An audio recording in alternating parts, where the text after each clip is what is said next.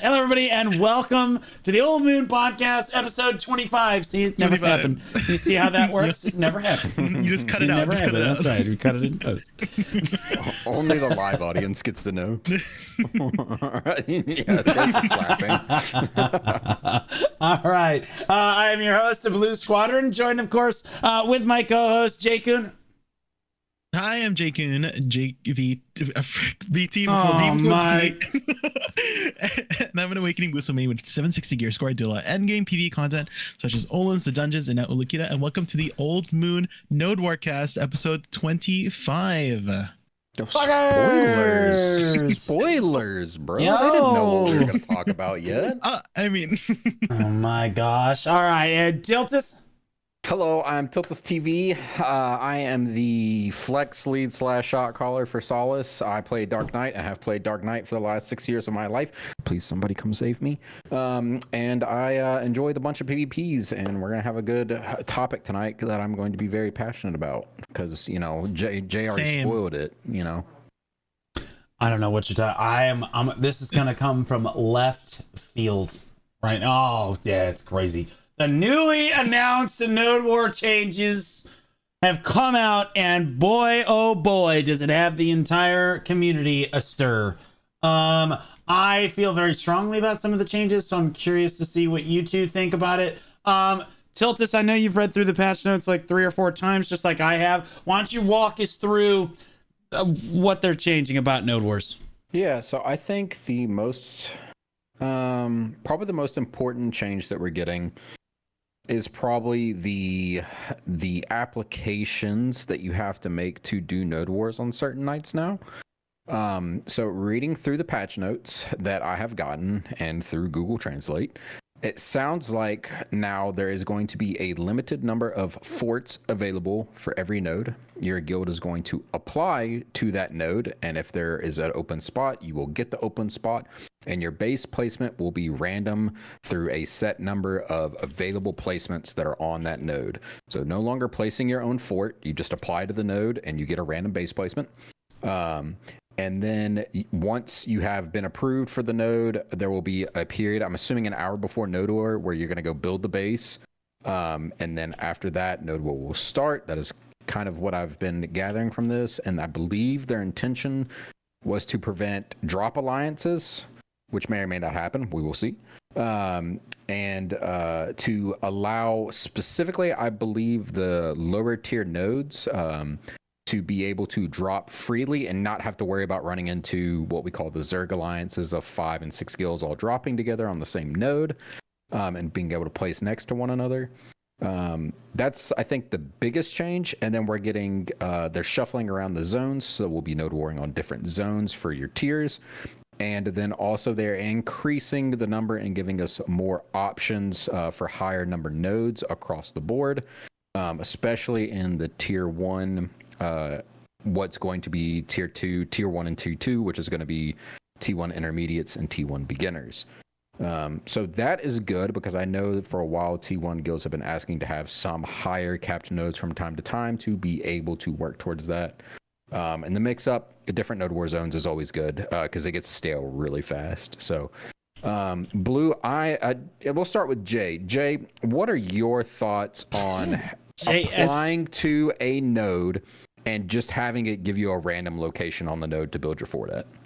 As a PvE Lord, Jay, what's your take on this? well, I mean, I have participated in Node Wars before. I did give it a chance before.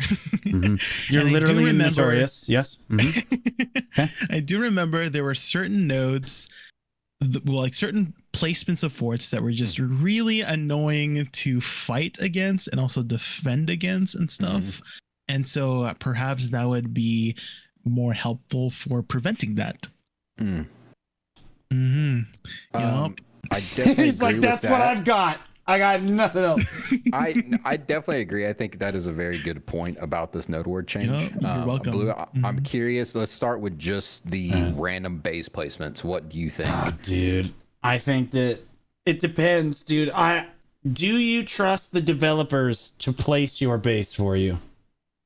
Do you think that the developers know better than I do or better than you do what peg to place the fort on for that particular location. Right? Like I don't know. Like my answer is hell no. Mm-hmm. Hell no. There is not a chance that they know how to play Node War better than the experienced Node War players. Like Cass builds our base in our guild. There is not a chance that I trust them to actually know where the good places to build their base are. My guess is that their idea of a good Node War fort is we're going to place it in a field. It's completely open on all sides, and there's going to be no terrain advantage or anything. And on paper, that might sound good, but I'm going to tell you right now, people got tired of Navern's Step in like 3 months of basically all we could do was Node War on Navern's Step, and that's all it was. You're just placing your base in the middle of a field, and there's really nothing else to it. And I don't know. I think it's probably going to take a lot of the dynamic out of the game. I think the bigger problem is that you have random guilds being thrown in a lottery for each thing. But let's stay focused on the placements. How do you feel about the placements? So my biggest concern with the placements is in zones that are in Balanos and zones that are in kind of the middle section of Madaya, where there's heavy safe zone action all around. You already know there are going to be base placements in those areas that just get completely cucked by having a safe zone too close to them. You'll have one RNG guild that will have a safe zone nowhere near them, and then you'll have one guild that'll be like 50 meters from a safe zone. It'll be like, well, it is what it is. But the developers know where to build it, Tiltis. Right. That won't happen. And then my other thing is that you already know there's going to be placements that you occasionally get, which is just going to have a big ass rock next to it. There's too many big ass rocks in this game for you to not have one base that's just like, if you get this base, you just lose because now there's archers and rangers and wizards and witches standing on your rock, raining down on you for the entirety of your Node War. So that'll be fun. I don't trust them at all. The only way I trust them to make these decisions are to come into the Node War discords that exist. I'm sure they exist in the other regions as well.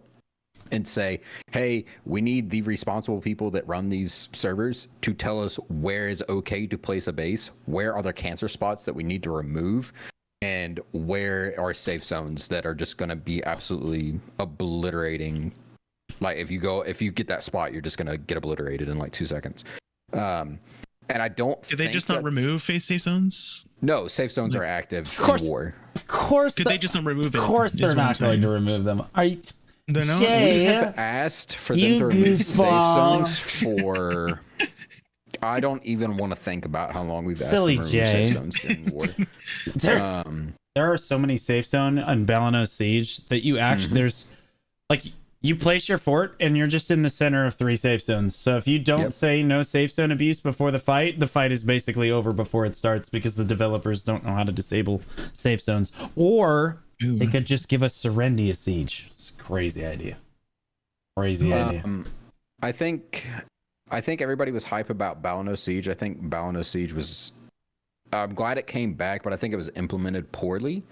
I think there was a lot of modifications they should have made to Balanos Siege before giving it to us, and I know that the Western audience got Balanos Siege and the Eastern audience didn't because we needed it. That being said, that it needs massive changes to be a good siege zone. So looking at Balanos, and I'm just hoping that they were like, okay, NA is screaming so loudly, here is the siege, you can have it back. And that with these Node War changes, they're actually going to fix a lot of the issues that we have. Because if they don't fix the issues that we have, it's going to be there's going to be nodes where nobody drops because it's just like the risk of getting a RNG safe spot or RNG massive rock next to your base is just going to outweigh even wanting to go to the zone. So I do think there will be dead zones. My understanding is. It's not going to be dead zones. It's going to be. I don't think that people are going to be as scared of the spot as they are the lottery pool that you have to put in for. So it's my understanding that okay, if we want to drop on a tier 3 node on Wednesday, we just tell the game, hey, we want to go into the T3 lottery, right? And then the game randomly chooses which node you're going to go to and where your base is going to be. I was under the impression it was you pick the node, it chooses the spot on the node. No, not as far as I'm aware. Although who knows? That's gonna make it so much worse. Doesn't it make it so? Although, like, honestly, like it avoids this. I think the reason that they're trying to do that, if that's the way that it works, because it's kind of speculation. People have actually tried to go on the global labs. Get to that in a second. People have tried to go on the global labs to test this, but the problem is there's not really any node wars on the global labs, right? So like putting this on the global labs is really just to see. It's not so that they can play test for bugs or anything. For like maybe it is for like some of the bigger bugs that they can test, but like really what this is we're gonna put this on the global labs and see how the community reacts, and if they're okay with it, we're gonna push it to live. Is usually how this works. And so like. I think that the reason that they might do this is where you just put in for a random lotto on a node, and then it just drops you in a random spot on a random node of your choosing, like your tier of your choice, is to avoid exactly what you just said, where people are just avoiding certain nodes because they might get the RNG horrendous spot, like Bash and Base. Like, oh my god, what are they even gonna do for Bash and Base? Like, there's so many different. I think Tiltus may have crashed. That or he's no. Oh my gosh. I'm reading. You held that face so I'm literally well. reading. I'm reading the I patch actually notes. thought that your camera crashed. That was unreal. That was crazy. Read. Don't call me out. Jay, what do you think about it? Like choosing random nodes with random spots. Do you think it's better to choose the random node, random spot, or do you think it's better if you could pick your own node? Well, I do think random represents BDO very well. And so oh, no. Maybe this is the way it goes. I will say that leadership cores everywhere are up tremendous. Oh, yeah. You're up tremendous. There's no more politics. There's no more base placement. There's no more, I got to go rip the fort. I got to do it. Mainly because there are no more node wars. You know what I mean? It's way easier. This is so much easier now, dude. Running a PvP guild is a joke. We can all just pretend to dodge each other. I don't think it's fun that you can pick like a tier 3 node and like go into the lottery and then just end up with Cho. Mm-hmm. And like Cho's in a better base position. So this effectively, like the biggest thing that I think people are worried about is this effectively kills like the community setup fights, and that is like 90% of node wars. If I'm being honest, like there are no such thing as like, okay, every once in a while you get like a natural drop and people will find each other without malicious intent and have a good fight. But most of the time when people naturally drop on a node, one guild is very significantly stronger than the other, and it's a complete bulldoze. For example, this past Sunday, we dropped on Sawsons, as we typically would do on a Sunday. And Crawling Chaos had decided that, okay, well, they figured out other guilds were on their original node so that they were going to drop Sawsons. And then I had every one of the members of my guild praying the rosary before we died at 23 minutes. You know what I mean? Like, as we just got absolutely bulldozed. So, like, I don't know. That's usually how it works. And there's no, like, natural fights. Nobody wants to 1v1. And what this is going to do is it's just going to force everybody to 1v1. Like, I think that their system is actually like, because again, this seems like a reversion to like the old system where you had to attack an adjacent node, right? And you basically had to 1v1 every fight, unless like everyone, it was like ridiculously hard. Everybody had to rip, and nobody had to own a node prior, and then everyone had to be adjacent, and then everyone had to place their forts. It was obnoxious. Nobody wanted that system anyway. They did away with it. And now it feels like, again, we're taking a step toward this. The only other pro that I can even think of is, okay, well, there's no more sniping. But I'll be honest with you, that's not a pro. That's not a pro. How is Solus going to qualify? If you guys want to go to Siege, how are you going to qualify for Siege? By going in for a lottery and constantly running into Turbulence?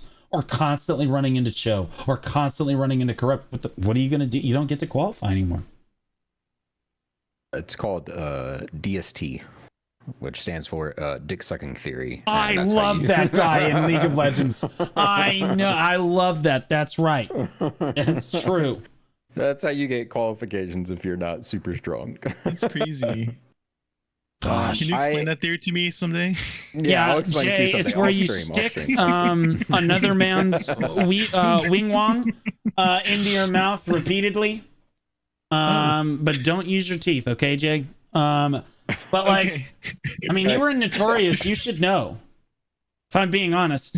But like, all right. So Tiltis, how do you feel about like the lottery system? So I see where you could get the context that it's just a lottery system. Like you sign up for hey, I want to do a 30-man on Wednesday, and then there's two 30-man T2s or what's going to be T3s. Oh, by the way, that was something I kind of skimmed over in the intro. T1 beginners, T1 intermediates do not exist anymore. They will become T1s and T2s, and that will be your block that you can play in if you are a T1 guild, a current T1 guild. And then T3, T4, and T5 will be the remaining tiers as well. They just did away with the nomenclature of beginner and intermediate. That's whatever. That's fine. It doesn't really change anything. You can get rid of the decaying health, right? That's still in the game as far as we're aware. I'm assuming that's still in the game. Oh, thank God. We all love that. Notes. Yeah, there's nothing in the patch notes to say that they're doing away with that. So, but I don't know. Because like some of these don't even have like on the on Tuesday on what they're calling stage 3 what's currently T2s, you have Irie Wasteland on Tuesday, which is a 40-man. You have Lava Cave, which is a 55-man. You cannot lottery for those two. Like I cannot be put into a lottery for that. I do not have 55 players that I can bring to Lava Cave. I can bring 40 players. That's what Bruce was concerned about when he tested it. I can bring 40 players to Ivory, but there's no way I can bring 55 players to Lava Cave. And if I get Lava Cave, then it's like it's over. Oh, okay. I bring 40 players and hope it's Midnight Boss. We hope that we hit 100 deaths, kills, or kill a base or something. You know, so I just don't see how. Like some of these days they could lottery. Like Thursdays 240-mans, Fridays 255-mans, Sundays 270-man. So like. I could say, this is the T3s. I could see how like those days could be lottery, but my understanding and what I hope they implement is that you just sign up for a lottery for the node and it gives you a spot on the node, and the nodes are limited to so many bases on that node, and it's first come first serve. You know, if you want to do a Monday, you sign up for the Monday, you lock your spot in, and the base gets dropped, wherever. And then they get rid of safe zones, and they fix everything that we already talked about. So are they getting rid of safe zones, or is you just offhand of it? Okay, I was like, why would you? All right, if they fix that, I mean, maybe some of these war zones will be better. But like Wednesday for what's currently T2s is going to be Northern Plains of Serendia, which is a fantastic war zone. It does have a couple of safe zones, but besides that, it's a fantastic war zone, which is a 40-man. And then your other one is Pilgrim Sanctuary Obedience, which is a 60-man. I can't go lottery for that. We'll just kill Wednesdays entirely if that's the case. Because that's my point. Is that like they don't want people necessarily choosing what node they're going to. They just want you to have to just be like, okay, well, this is the one we got, so this is where we have to go. Yeah, it's horrible. I think that's miserable. Even if it's not that way, and you have to sign up for the node. What happens if there's not enough spots? Yeah. Okay, well then now you're just doomed again. Yeah, right? Then you just don't get to war that day, or you have to go to the higher number node. How does that even work? Do you sit there? Is there like a set time where the GM has to just sit there and like spam sign up for the lottery? Yep. Because otherwise you won't get a spot, because that's what it's going to come down to. Is where all of the GMs are sitting there at the refresh time, and they're all just spamming the lottery ticket so that they can get into that node. Now, again, it makes more sense to me that they would just allow you to put in a lottery. It's like, we want to do for a T2 on Wednesday. Okay, well then you put in a lottery for any T2 node on Wednesday. I don't see how it could work the other way. Otherwise, everyone's just going to lotto for the same stuff. Yeah, and if that happens, it's just going to kill Node Wars, to be honest. Oh, this whole change is going to... I am not a doom and gloom person. I typically am very positive about the direction that the developers choose to go with their game. And this direction is extremely concerning to me. Mm-hmm. As someone that's done Node Wars a really long time, and typically I end up being... I stream a lot of my Node War content, right? So people look at my Node War content. and I do Fun Day Mondays all the time, and I break down and analyze all of these fights every single week.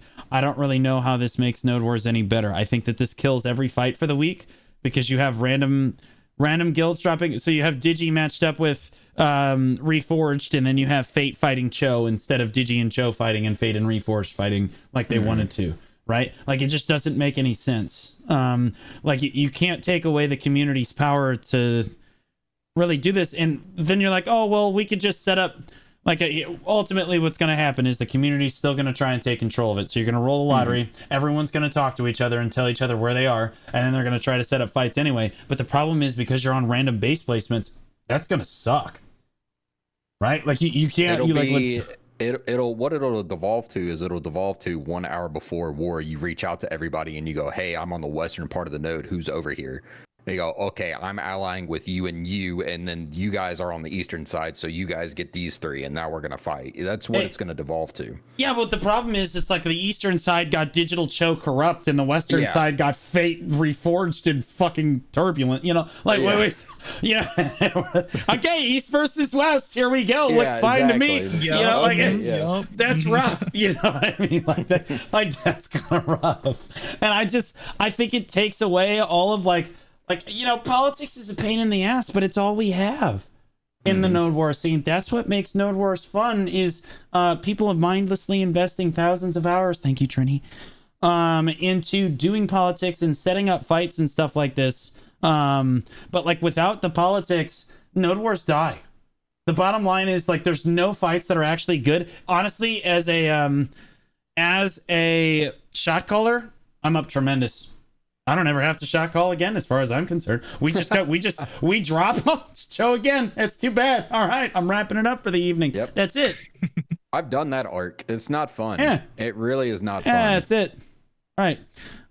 Some people are saying F politics. Those are people that really just don't understand how our current Node War and Siege system actually work. Currently, in order to actually get a fight, guilds have to plan in advance who is going to drop on what node, what side they're going to drop on, and what the teams are going to be. What most people feel that politics are, when you say politics, people are like, oh, it's a setup fight, it's planned who's going to win. No, really what they're doing is they're balancing the team so that the fight can be better. No one really knows who's going to win. It's up to either side to win the thing. No one's just going to typically get the node. Every once in a while that does happen because they need to qualify for Siege, but nobody really cares. But like, typically what you're doing when we say we're doing politics is we are balancing the teams so that the fight is as good as it possibly can be. Right? And if we cannot do that, you end up with guilds with massive gear discrepancies or massive skill discrepancies, and guilds just not like, the fights will completely collapse. People will stop coming to Node Wars, and the worst part is it will kill Siege too. Guilds will literally not be able. What if a guild like Corrupt finds Cho 4 days in a row? Right? Yep. What if they find Cho 4 days in a row? What are they supposed to do? Right? What if it got, and I just used 2 strong guilds as an example, but like the weak guilds or the mid-tier guilds, not necessarily weak guilds, but like mid-tier guilds are never going to be able to qualify for Siege. The only chance it's going to be one of those things where it's like, okay, now Fate or Forest or Solace is looking for a Siege qual, but they drop against Cho, Digi, and Corrupt 4 out of the 5 nights that they have available to them to get a qual, and it's like, okay, well, those 3 guilds need qualifications for their Siege. Yeah. But now I'm fucked, and now these other 3 guilds are also trying to get their qualifications as well. So it's like, it's a very heavy-handed change to try to fix the intro to Node Wars. I think a lot of this text that they're talking about is trying to prevent what we called in T1s the Virgin, what was it, the Turbo Virgin Zerg Alliance or whatever, where it was like 6 or 7 guilds that would all drop together. They'd wipe the node, and then they would fuck around for an hour, and then they would hand it off to somebody. I get that, and I get why that could be kind of a daunting thing to go against in T1s, but the bottom line is that you have to learn not only how to PvP in BDO, you also have to learn how to politic in BDO. If you want to do PvP, you have to learn how to do it. You have to either get another Turbo Zerg Alliance to fight the one that's existing, or you have to get in on the setup fights. You have to talk to people. It's Yep. like one of the very few things in the game that is forced It socialization. forces you to be Yes, social you with the have to other talk. guilds. Correct. But Blue and I wouldn't know each other if we hadn't is been forced absolutely to correct. socialize. You Yeah. know, like I wouldn't know Dots if I hadn't been forced to socialize. There's a lot of really good people that I know through the game because I had to reach out to them and say, "Hey, I'm trying to fight. You know, what's the fight? You know." Yep. The other fun thing is like beef fights. Oh, those are never happening anymore.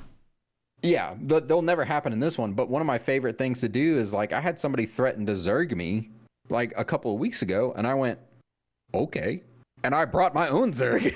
I was like, okay, let's fight then. You know, like that kind of stuff. And if you just RNG it, then it just none of that content ever happens anymore. We had a really good arc for like 2 or 3 weeks where we were just like hounding people, you know, and we were having good fights after good fights after good fights because they wanted to fight us and we wanted to fight them, but it was always the threat of like who's going to bring the bigger number. So eventually it just, you know, devolved into we'll bring 3 and you guys bring 3 and we'll just duke it out, you know, for Correct. 3 weeks. Yeah. So I don't know. I don't like RNG in this game. There's already too much of it, and adding it to Node Wars, if it is like I'm just signing up for Tuesday and Tuesday's the war that I'm gonna do, it's over. It's over. I could see it at least existing if you could do, you know, okay, well, Fate, Solace, and Reforged all go to Tuesday night, you know, Bash and Base or whatever the heck it is, you know, and we're gonna fight on that node, and we'll just deal with the random placements that we get. At least then it like still exists, and it's like, okay, now I can bring at least a couple of people. I know there's going to be number one, I know there's going to be a fight that's happening there. Number two, you know, at least I know it's people around my strength level that I can fight. So it's really heavy-handed. They've been doing a lot of heavy-handed PvP changes lately. This just strikes me. The Node War scene I felt was actually doing well. If I'm being honest, like the Node Wars are better than they have ever been. And honestly, the politics weren't even like, yes, people like that the politics are that you're always going to struggle sometimes to set up fights some week because some guilds are struggling and some aren't, but like on the whole, Node Wars are actually doing pretty well. To make a change like this that sweepingly goes through the entire Node Wars system, and then to say it's to help new players get into Node Wars, this doesn't help new players get into Node Wars. This kills Node Wars across the board. Not only is it less social, right? You're forcing guilds not to interact with each other at all outside of their own fight, guild, which right? we've already discussed is a bad thing. Which is a toxic, which is more of a toxic thing. You're also going to have essentially no fighting is actually going to happen because there's so much strength discrepancy between these different guilds. It's just over. Like if two like Digi and Cho are on node, it's Digi, Cho, and Reforged on node 3 times out of the week. Okay, well, those two have to take the node the first 2 days of the week, and then it's like, hey guys, could we please? I know you're gonna farm us the 3rd time too, which by the way feels amazing. But like, can we have the nodes so that we can siege this week? That feels terrible. That's awful, dude. Like you effectively remove mid-tier siege guilds from PvP unless they get lucky.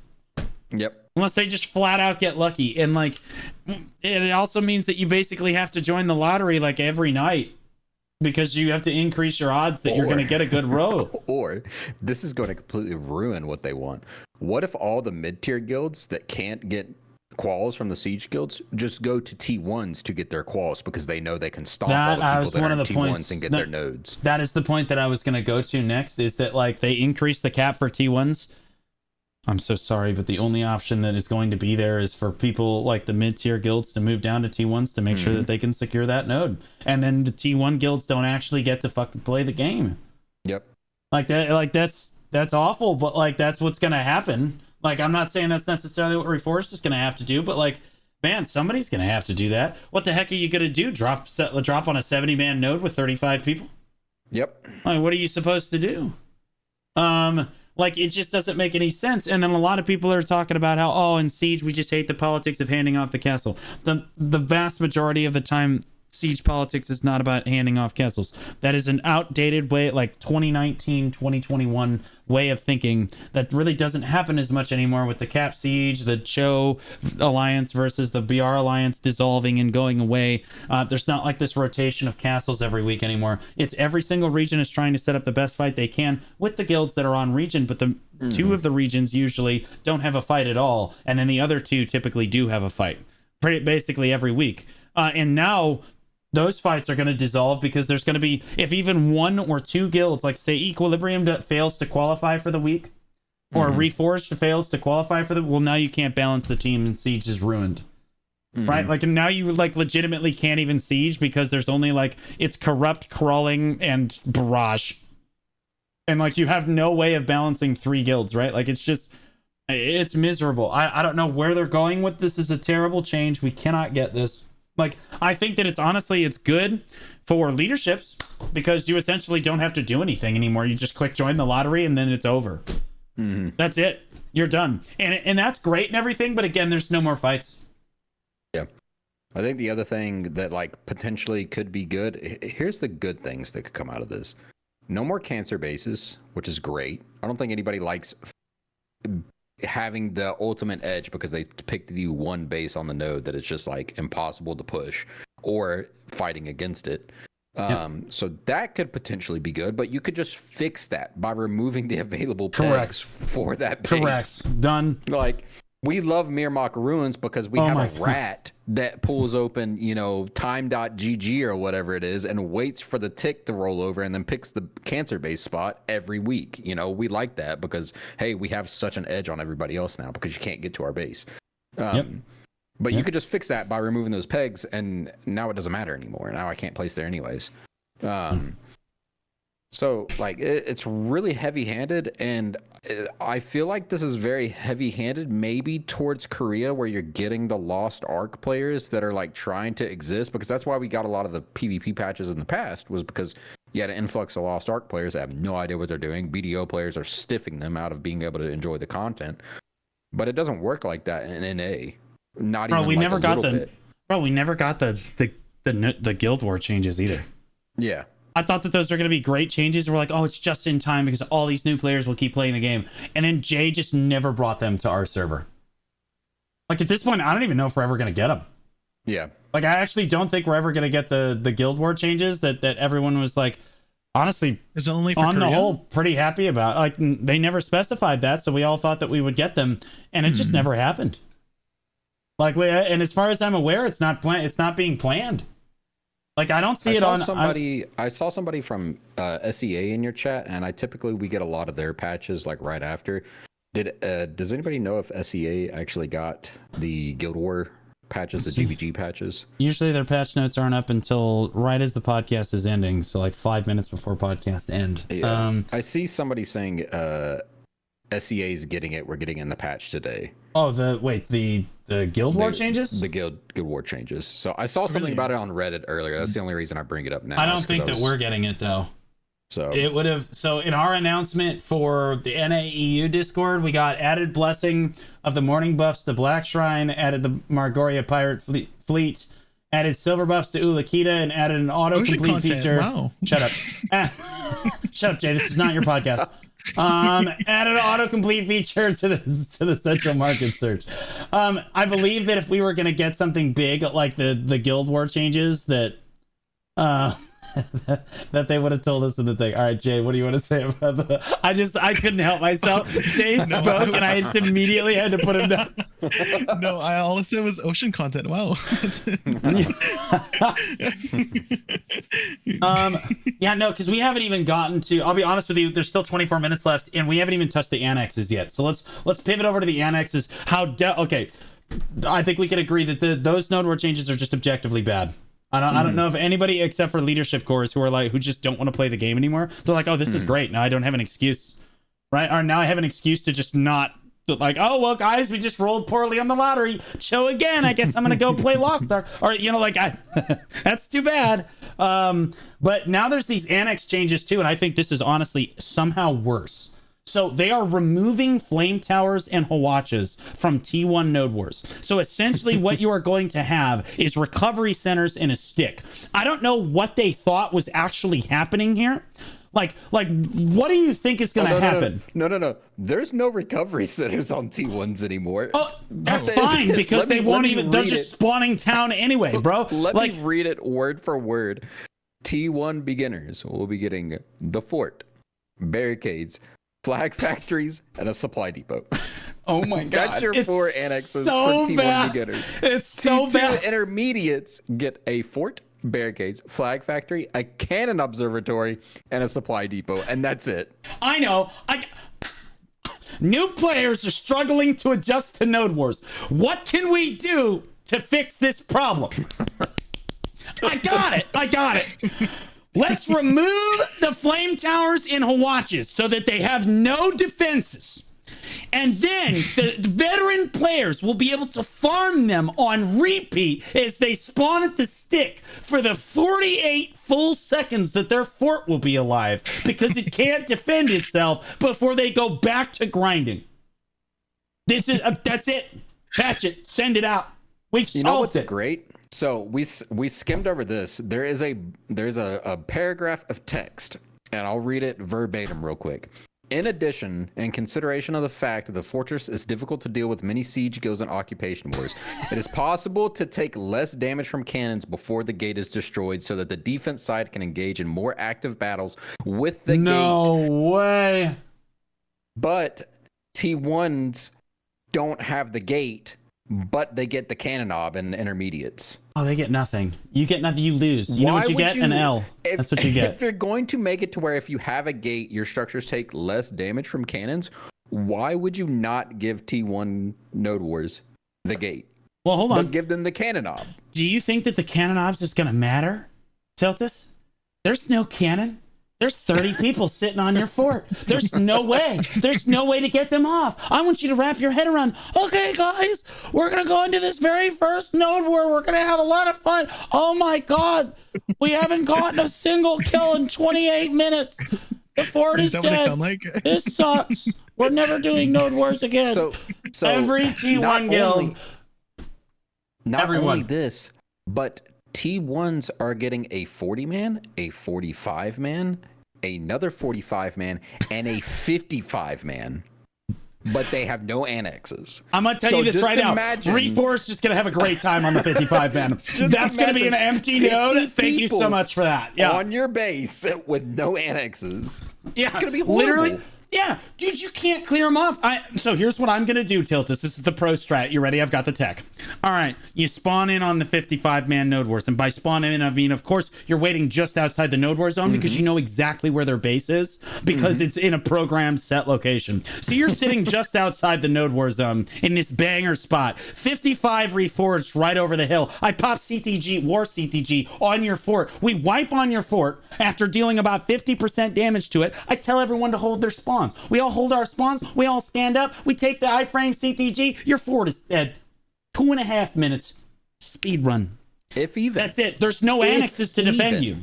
Yeah. So, okay, yeah. So to explain this to people that maybe don't know how node wars work, flame towers and Hawatches are very critical, especially when you are a weaker guild defending against a stronger guild. They're really your only opportunity to defend stronger players because flame towers will CC people out of super armor.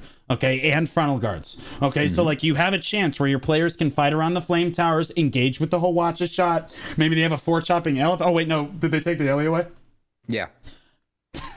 I don't even know why I would consider that a thing, but like, so yeah, so like you've taken the elephant away, the FTs are gone, the Hawatches is gone, and so what you have is 30 brand new players spawning in, and there's two types of node war guilds. There's two types of T1 node war guilds. There's actually the new and returning player guild who are trying to teach people how to play the game and have new Tuvala players. And then you have old experienced node war guilds like nerds who have basically veteran players playing in their guild, and their job is to shit on the smaller player or like the weaker player. Like they're here to just eat them. Like, oh my God, look at them. I'm getting this fat feed on 10 people that don't know what a super armor is and are looking at the wrong monitor.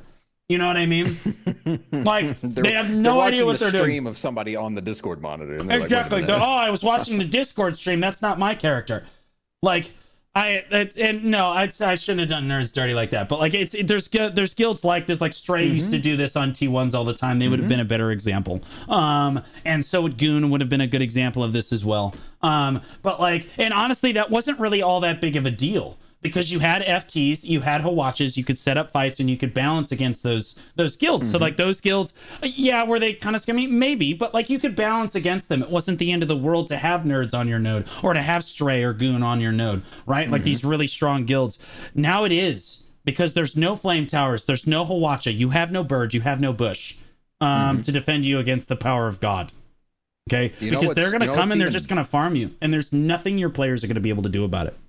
So you know what's even better? T2's the elephant nursery yeah, is here just we gone. go. Yeah, so there's no T2 Ellie Nursery. We want to prepare guilds for Node Wars by not requiring them to have an elephant until they hit T3. Super smart. I could see an argument being made for removing the ability to place an elephant nursery on T1s, because that is a hurdle. Oh, because it's just every T. True. Yeah, and it one shots everything. You know what I mean? It one shots everything with Stomp. It's a pain in the ass to make. So if you have one and your enemy doesn't, you automatically win. Correct. Because you just have the elephant. Absolutely. So I could see them making an argument for removing some structures from T1s, the ones that are difficult, the ones that nobody wants to play. The cannon knob is a great one that could just be removed from T1s. Let the players fight. Take the elephant out. Let the players fight. You know, they don't have to worry about, you know, an elephant running in and doing 50% of their fort health in like 30 seconds. But I just this is so ham-fisted. So let's get off of T1. So T2s has one flame tower, right? Do they get a Hawatcha? Well, here's the no Hawatcha. Okay, so just one flame tower that can cover exactly one part of the base, so you're dead just as fast as the T1 guilds are. Here's the thing about that. Nope. There's no numbers attached to any of these things. It's just the label. Like if you look at barricade, I know a current T4 is not getting a single barricade to place. Wait, I really? have to assume that. Yeah, there's no numbers attached to these. So I'm assuming if you can place a flame tower, you can place multiple flame towers. If you can place a recuff center, you can place multiple recuff centers, you know, etc. I think that I thought that I could have sworn that we had like Roots and them go on to the global labs to test this, and they could only place one FT on a T2. If that is the case, I will literally never touch PvP in this game ever. And then T3 was you could place two FTs, already. And then like the T4 you had like the two FTs with their enhanced and with the Hawatcha and stuff. Again, the removing annexes from T1, T2 is a terrible idea. The fort's already died super fast. So we just buffed the fort health. Yeah. And now it didn't help. I went to a T1 on Sunday to meme around. We blitzed somebody off the node in 2 minutes, and we weren't outside of the node war zone. We spawned at base, we upgraded our shit, we scouted, you know, and it was a 2 push, you know. Nice. And we were just there to like mess around. We didn't even take the node. We allied somebody ahead of time and said, hey, we'll give you the node, we're just here to, you know, fuck around and have some fun. And this guild wiped, and literally we're all riding away from the fort, and I go, oh, we just locked them out for the week. It was one of those like moments of it was just like, oh shit, you know, we kind of actually fucked that goat up like all that. But this is gonna make it so much. I cannot fathom doing a 55-man T1 without flame towers. My brain cannot comprehend. do the 60-man T2. Good luck, big dog. Don't worry, you got one FT. You'll be fine. Like, what are we thinking? What are we thinking? Like, not only this, but they're also increasing the stats on a lot of the nodes too. Yeah. Yeah, so everyone's going to be tankier too. So here's what's going to happen. The T1s, you're going to have the super experienced players run in. Half of them are going to just pull out their axes, and the other half are just going to farm the guild until the fort dies. And that's just how it's going to go. Like, and in T2s, you don't even have to pull out your axes. You just two-shot the fort, and that's it. You know what I mean? You just pop. And you just pop CTG on it, it's over. So like again, removing defensive structures, not only does it, I think that was a good thing for T1s because it made T1s really forgiving. Like you could mess up as a guild like really badly and still get your flame towers back up and still like, okay, well, at least the flame towers were firing. It teaches you basic concepts. Okay, defense can't be watching so much hentai that they're not paying attention to the flame towers. You know what I mean? Like you can't have one person on defense. You have to have your structures manned. Right, right. The structures have to be manned just in case you get hit in the back. Right, and like the structures get defense felt meaningful. Now there is no defense. Right, it's literally just one guy, I guess, that's just gonna run around the fort, and then it's like, hey, we're getting hit, but like, hey, guess what? The fort is dead before you can even get back to it. There's no forgiveness. It is over. There are no second chances. And then there's no recuff centers. So do I have reduced spawn timers on T1, or do I just have to suffer with the atrociously long spawn timers of having no recuff centers right off the rip?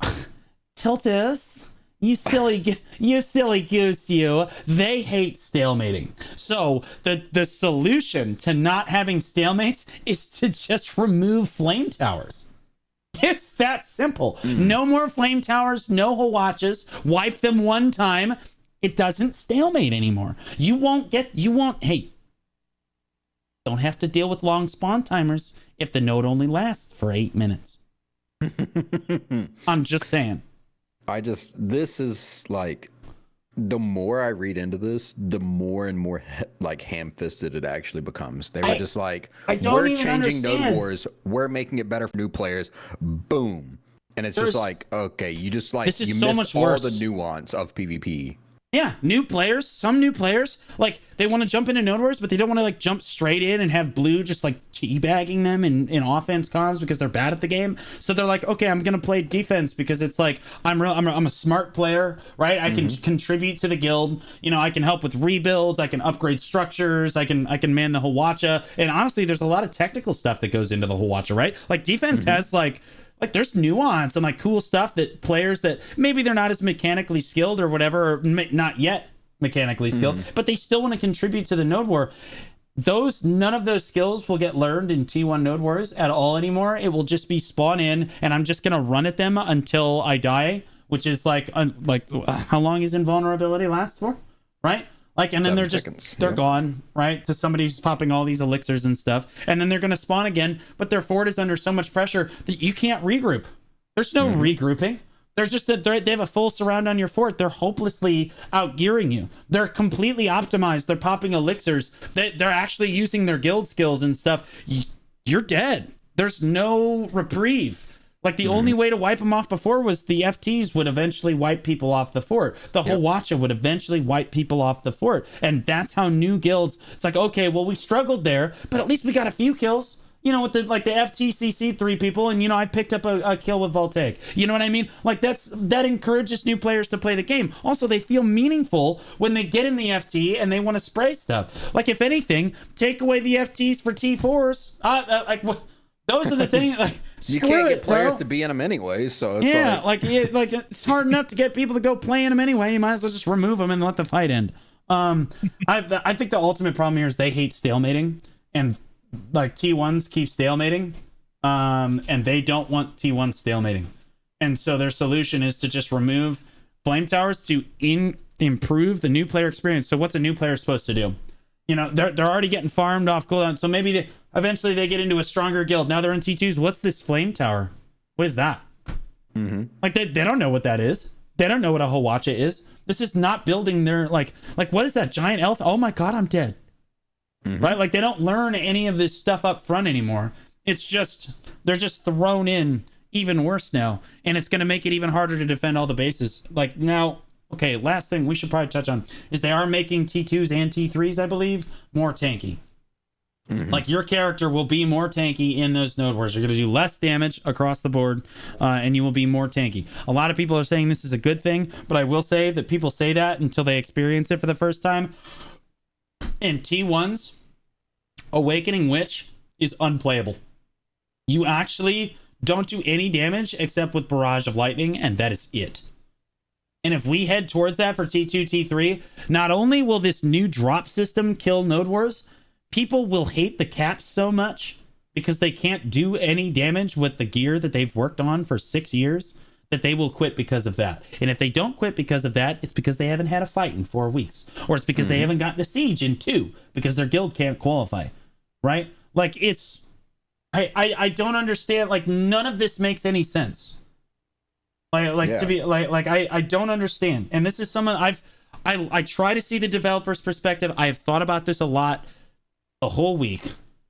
That I read this and I was like, okay, where could they be going with this? What possible good could this have? I cannot see it. The only thing I can see is they hate stalemating and they hate sniping. And they're trying to remove those 2 things from Node Wars because they believe that those are what are killing Node Wars. Because if there's no stalemating and no sniping, people will have more fun. And I don't think that people are going to have more fun. Jay, you haven't gotten to talk at all. Hi. Well, from everything that I've heard, it seems like Node War is really stressful, and I'm really glad that I did not get into it. That's all. It seems like you guys are really stressed and sad people, and I'll be over here happy hitting away with my moms. Let's be honest. He's like, I like my rocks. As someone who's my rocks all day. As someone I'll whose be over here content trying to get a telescope. Yeah, as someone whose content doesn't rely around PvP, sucks to be you, idiot. It sucks to be you. Yeah, like that. Like, Yo. okay, there's 2 options that they can go with, right? They said, fuck PvP. We're going to make it so miserable that no player ever wants to play PvP in this game again. Therefore, you will go do PvE and you will become Jay.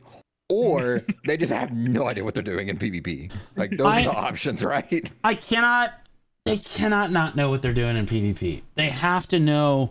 They have to be getting some feedback from somewhere that's telling them, all right, we want random drops. We're going to try this lottery thing, right? Like, I just don't know. So what happens here? This is worse than the risk system that we had. Oh, I would not go that far. This is worse. I wouldn't go that far. The risk system was really bad because you could always tell where everyone is all the time. It What was that rough. system? Could you explain it? Oh, so Jay, you literally were in APOC during this. You actually fought in these Node Wars. You were a part of this system. For the viewers who don't know, I'm just So trying to be have you ever played the board game Risk? No. Okay, so He was raised in a Risk is a Christian board household. game. It is all the countries of the world, and basically you roll dice and you systematically take over countries, and you try to keep all your countries connected because then you can move armies around in those countries. Okay, so there was a node war system that we had where you would take a node and then you could only fight on the nodes that were connected to that node, and you could own up to 10 nodes at a time. So you would try to connect all your nodes, but the thing is any of those nodes could come under fire at any time. So you'd have to fight on multiple fronts at once. It sounded like a great idea, but here's the thing, Jay. I believe if I asked, okay, Fate, if you drop on Cho Nation's North node and we drop on Cho Nation's South node, I think we can actually both die in under 10 minutes. I think that we can make that work. And at best case scenario, only you will die. And we will get our node, right? Like, so no one actually exploited that or used that at all. If the risk system came out in the height of PvP in BDO, it probably would have been good. When there was just tons of fights happening all the time, it probably would have been like way better. But the problem was it released when node wars were kind of like dying anyways, so the system was really bad. And Blue, I really think this is worse. It might be. I don't know. It depends on the implementation. To be honest with you, I'm terrified. I'm terrified because, like, honestly, like, I love Siege. Like, I don't really particularly necessarily even mind Node Wars, but I know that the vast majority of the PvP scene will quit the game if they can't Node War regularly. Like, most of them rely on guilds. The reason that they are sitting in the guild that they are in is because that guild is able to deliver at least 2 to 3 good fights a week for them. Right, without them having to necessarily murk out. And if no guild can deliver that anymore, the game will go stale for them and they will simply stop playing. I think there was a lot better ways to take the burden off of leadership without literally making it like, okay, well, yeah, now it's much easier on leadership, but I don't feel that there's going to be any fights. And if there are fights, you're almost upset because you're always worried about your siege qualifier. Yep. Like you're always if you're a siege guild, you're always terrified about your siege quality all the time because you're constantly going to get fights. Like, even if, let's say, you're corrupt, right? let's say Corrupt drops and it's not Digi or Cho, but it's like 6 other T1 guilds or something, and you just get zerged, right? So you drop the next day and it's 3 T2 guilds, you get zerged again. You drop the next day, it's digital. Ha! Next day. You know what I mean? Like, that, it's stalemates. And then, the next day it's Cho. Okay, well, then we just don't get to Siege this week. And that's like the 3rd strongest guild in the game. You know what I mean? Like, what are you supposed to do? Like, what are all the other guilds supposed to do? I don't know. I think it ruins Siege, but I think it also, between the annex changes, making people tankier is a good thing. I'm concerned how far they went with it, because, like, when they changed T1s, it made it unplayable for some classes, and that was a little rough. And I'm also concerned that, like, between the annex changes, how tanky you are, the lottery system, and not being able to tell what cap node you're on until like the last minute, you're just gonna kill guilds. Like Solus ended up on the 55 man with Reforged. Sorry, buddy. Yep. I'm not bringing anything more than 40. Like, you win. Like exactly. Like let me get my 100. It's not, again, it's not a fight. It's no longer a fight. It's a Zerg. It's no longer a fight. It's Cho's just stronger than us, right? Like, or we can't beat our base, so this is just over. Now, I will say that they made the medals worth it, and they added boss armor to the medals. Cool. Good. That should have been implemented like... What did they do? Hold on, say it again. 3 years ago. Scroll down a little bit on the patch notes. They've reduced the cost for all of the weapon boxes and medals, so you can actually get weapon boxes for 200 medals instead of 300. But if you go even further down below that, they added all the boss armors that you can get from medals, including Uragons, which is like still the biggest bottleneck in the game for players trying to get DR builds put together. So like this should have been implemented forever ago. And like when Jay was gearing up, maybe he would have done more node wars and then been more incentivized to actually do node wars instead of, rocks. So like that was a good change. It took forever, but yeah, I just think I think we're in deep here. Like, I think that if those changes cut through, and I think that the last time they released that risk system, they released it in Korea first. It completely failed in Korea. Okay, so we thought it went away. Then they announced that we're getting this new reworked node war system, and we're so excited. And it's the same system that Korea got with absolutely no changes, and they expected different results.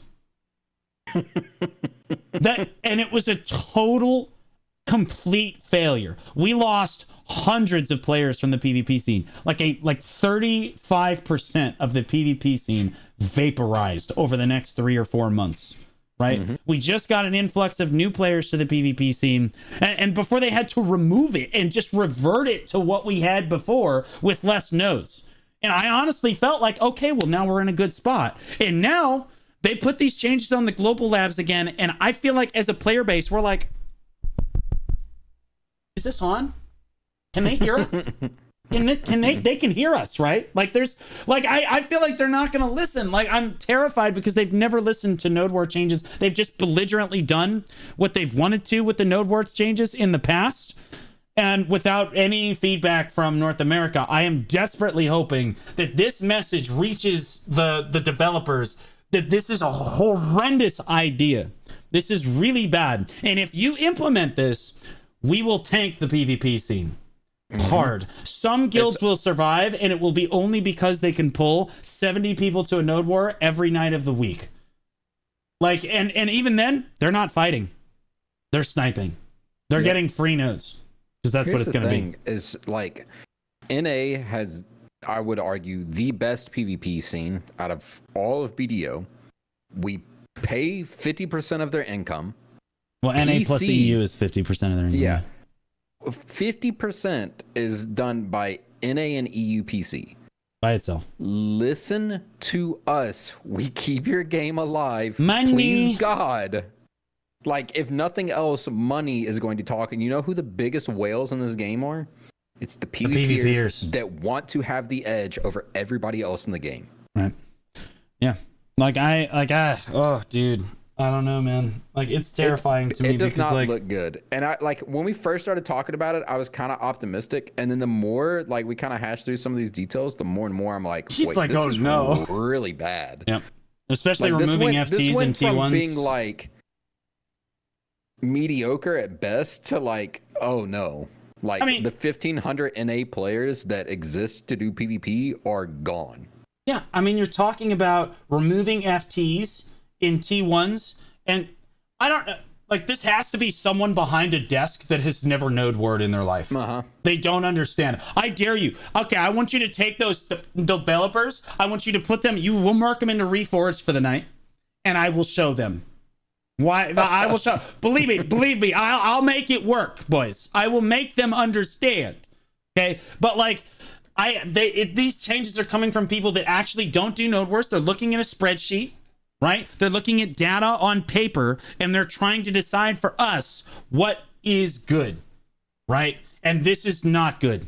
This is almost none of these changes can be implemented in a way that I can see that are actually going to be a good thing.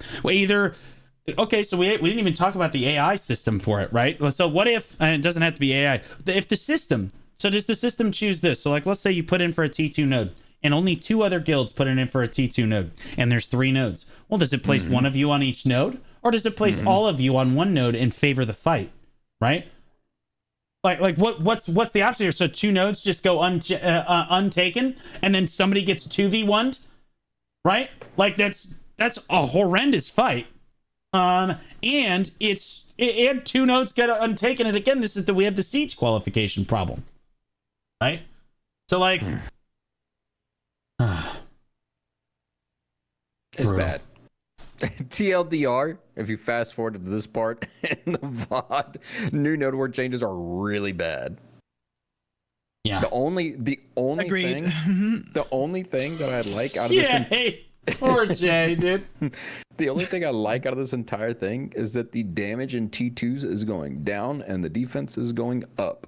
That is T2s true. are the squishiest node war in the entire game. That's right. But the thing is like, what we've been screaming for the entire time is give us like rotating nodes so that we can fight on different zones. Give us, a mixture of caps, because T1 wants bigger caps, T4 wanted lower caps. Fix T2 damage because it's insane.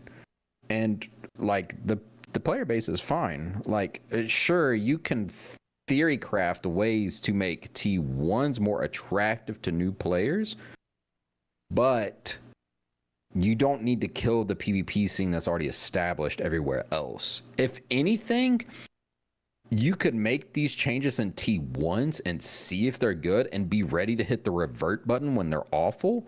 And I would be way more like accepting of like, okay, they're going to try to fix T1s and make players like Jay want to come try it out a little bit, because it's not as, merciless as it is right now. But changing the entire scene, where the scene is, I'd say, the healthiest it's been in many years, is... That's big scary. I think it is big scary. Okay. We are past the 1 hour mark here. We can go to 2 hours talking about. I think SEA is getting a different patch than us. Yeah. I think that they're just flat out getting a different. So we don't know what NA is really getting this week. But are you guys okay to keep going? I guess because like. Yeah, I want to get to some of Jay's stuff because Jay just sat here for an hour. Poor Jay. Poor Jay. Jay, why don't you tell us, Jay, what is concerning for the PvE players on the server this week, Jay? What is good on the server for the PvEs? Good on the server. All right, that's enough of Jay talking. Moving on. I did not plan for this. Well, there is one thing that I am concerned about. Oh god. And it's about the bridge at Ulakita. Has anyone this dude, we are talking about game-breaking node war changes, and this dude is like, can you fix this bridge? It's really so disrupting my ability to get into Ulakita. When we were talking about earlier, while we were all at work, we were talking about like what Jay could talk about tonight. I just like jokingly put the bridge to Ulakita that doesn't spawn incorrectly.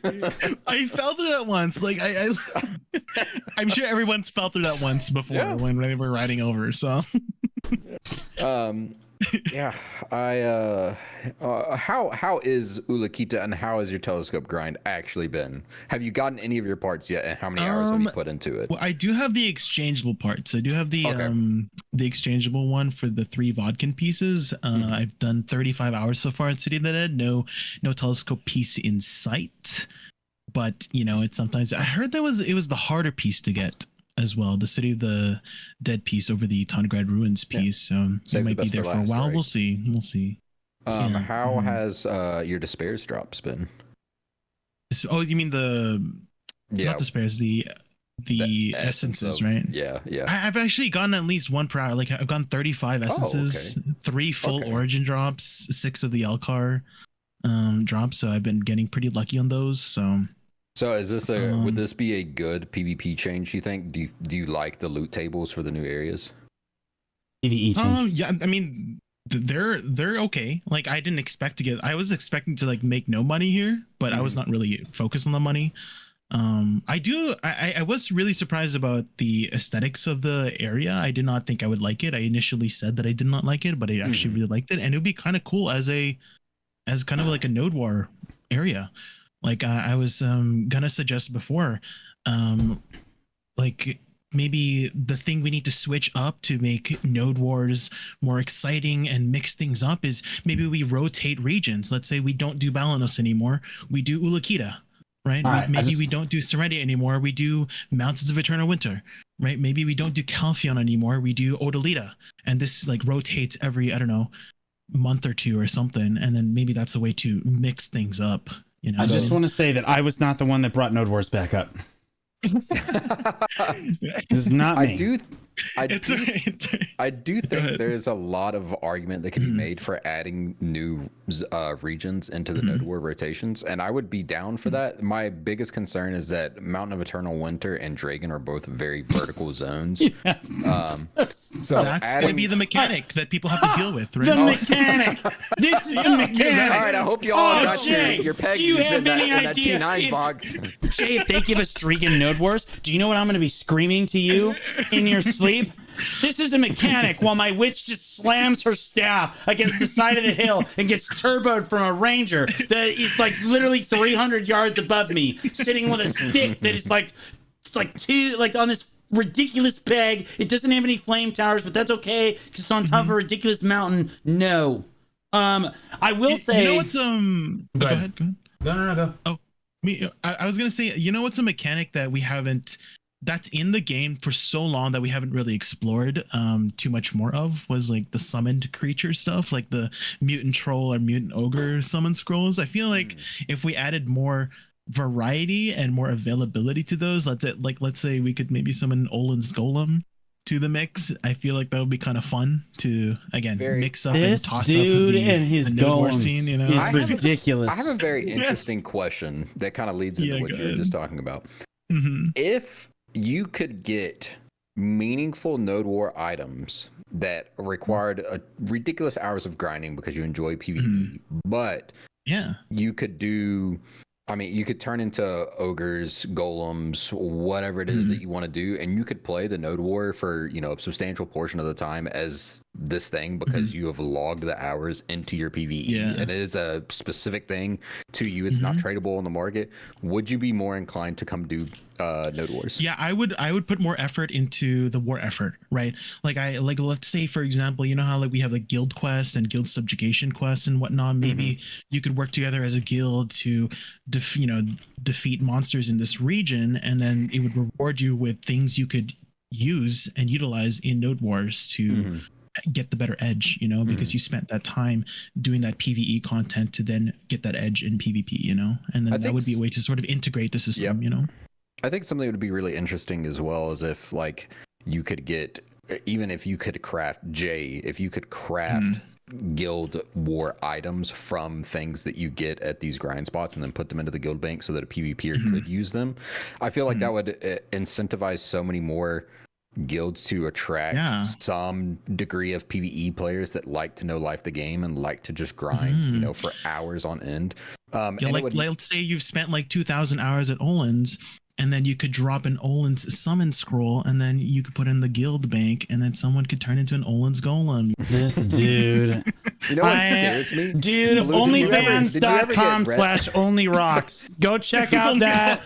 That is Jay Kuhn's OnlyFans account. It took him a long time to work on it. Like, holy moly, this dude and his golems. Did you ever get Red Nose dragged to your base, Blue? What? Did you ever get Red Nose dragged to your base back in the early days of Node Wars? No, I got beaten to death by Tonkita in Velia. So way back in the day, when field bosses just randomly spawned, there was a guild that would literally go aggro the field boss, and they would drag the field boss to random bases around the Node War zone, and that boss did not fuck around back then because nobody had gear. Oh my god! It would be really interesting if they added some additional thing. That's one of the things that I've always complained about with BDO the most, is that we have 1,001 systems, but the systems never feel connected. If you want to change Node Wars, make it to where PvE actually feel, besides just grinding mindlessly for gear, feels like it's connected to PvP somehow. And the same with life skills. Like, life skilling, in my opinion, does not do enough for Node Wars. And I know we're slowly transitioning away from Node Wars being the end game content of BDO. No, you could have just said we're slowly transitioning away from Node Wars, and then you could have punctuated your sentence. But the thing is like you can only do so many dungeons a week unless you're Jay and you run them for fun. Or you can only do so many boss blitzes a week before the rewards are just like, do I really want to go from my third place spot to my first place spot if the guy has got 10 seconds on me and I've really got to like min-max the crap out of this? Some players, yes, but like the vast majority of players would be like, third place is good enough for me this week, So I would really like if they would connect the systems. If they're looking for a way to change up Node War, I'd rather them connect the systems together so that it felt meaningful to do these other systems in the game and then go do Node War, rather than just each system is its own separate entity that now you're trying to balance around. Oh my god, let's say you beat Gumiho and then you can summon Gumiho in Node War. Dude, if they introduce anything like that, I am a rank 1 Gumiho every single week. I thought Jay was gonna say, what if you could beat Gumiho and then you could turn into a rock golem in Node Wars? It was like, I swear to God, if he wraps this into a rock golem one more time. But I'm not kidding. Like, if they added stuff like that, like me personally, I'm going to go grind out rank 1 Gumiho every week. You know what I mean? Like, that's awesome. I'm gonna poach Jay from whatever guild he's in and make sure that he's in my guild so that I can have my, Gumiho every single week. Well, I think I think that arguing for the PvP VE stuff, we've done this. Dude, I don't know if it's ever coming because it didn't work in Destiny 2, and I think that Perlibis really does look at Bungie a lot to see like what they're doing so that they feel their game competes a lot with Destiny. And I agree, but like at the same time, like the heavy-handedness of which we get the Node War changes and the PvP changes, like I'd rather them connect the game more together than just throw out these random patches that we sit here and maul about for an hour. Like, I'd much rather them be like, okay, we're introducing, if you're rank 1 in the boss blitz a week, next week you get 1 scroll of whatever boss it was that you're rank 1 in, and then you can summon it during a Node War. I'd much rather be sitting here talking about what the implications of that could be, and then Jay's able to be plugged in, and then our systems are connected, and it's not 2 PvPers sitting here for an hour talking about Node War changes. Dude, you know what I mean? In fairness, I understood everything. Don't worry. I am Mr. Positivity. When it comes to like the developer changes and stuff, I've been accused. People have unsubscribed from me on YouTube because they feel like I am too positive about Black Desert. I'm not joking. I can show you the comments. It's a joke. It's a joke. I am literally Mr. Positivity. I'm always trying to see things from the developer's perspective, and I'm like, okay, yeah, this is pretty good for the game. But I do think that there are times when, like, if you see bad changes and you don't open your mouth, that's how you get a bad game. Right? If you see, if you consistently support bad changes, that's how you get a bad game. Like I support the guild deck changes we're just never gonna get those apparently. Oh, your microphone actually was too good. It didn't pick up anything that you said there. Oh, good. The noise gate was too loud. I said good. Good. I was the one guy on the podcast that was like, no, don't do it. Yeah, sit down. Apparently they liked my voice. Happening. Okay, Yeah. I take full credit for that. That was me. Fuck everybody else. I hate it. But yeah, no, I think that like, as far as Node War, like Jay suggested, Node War regions. I didn't get a really chance to touch on it. I don't think rotating regions is a good idea. I think that if you try to limit everybody to the same region, you end up doing what you did in the Risk system. It's just not good. And then you end up on like they just forget about it, and then you end up on Commissylvia for 6 straight months. You know what I mean? And then you end up, and then you're like, oh, thank God we're on Calpheon. And then you remember so quickly why you didn't like warring on Calpheon. And then you go to Medaya and you're like, oh my God, there's just twigs everywhere, man. You're constantly stubbing your toe and there's little rocks Twigs. everywhere. That's the mechanics of BDO. If you say mechanic one more time, I'm actually going to strangle you in game. Do you understand? You cannot move anywhere in Medaya without running into a rock or running into a twig or running into a random little tree that's in the middle of nowhere that you're like, why is this even here? Like, who put this here? You know what that they could do for, you know how like you were complaining about Balanos and like safe zones and whatnot? What if... Oh, like, God. you know, we were talking like mechanics and stuff. What if they made the fight not on the land, but on the sea? It is a coastal region, and we could maybe Yeah, no, I have another good idea. No, I have another good idea. No, I have a great idea. Hold on. I have a good idea. What if we made Kron Castle a safe zone too, and then you could place a fort inside of the safe zone so that guild could never die. So as long as we're trying to get all of these bad ideas out in the open, I figured I would throw mine out there too. Okay. There's so many like better ideas than slamming Node Wars into the dirt. Like, you know what would make me more excited about this? They did some kind of like naval Node War system where you're out in the middle of the ocean and, you know, like there's boats out there and the boaters can go do their thing. I'd be way more excited about that change. Like there's so many other things that they could do. Honestly, I think I'd be more okay with no Node War changes in our current system than the Node War changes that are currently proposed. Like, they're that bad. Dude. I like, it's kind of scary. I will say that, like, Jay, you proposed, like, okay, what new Node War regions could we do? Dregan, get the fuck out of here. Mountain of Eternal Winter, get the fuck out of here. Land of the Morning Light, get the fuck out of here. No, I want the middle of bamboo.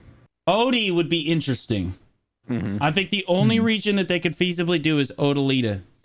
Would have some interesting Node War zones. But again, there's going to be cancer zones in there too. Also, honestly, there could be some killer base spots on the Crypt of Resting Thoughts node, and we would never know. Because our base builders would never be able to get in there.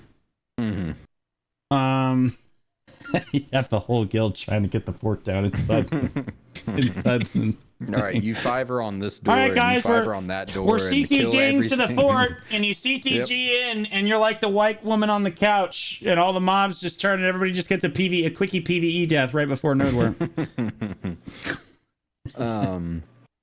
I don't know. There's so many other things that they can do. I still think that PvE Node Wars or PvE Siege would be incredible to be added to the game.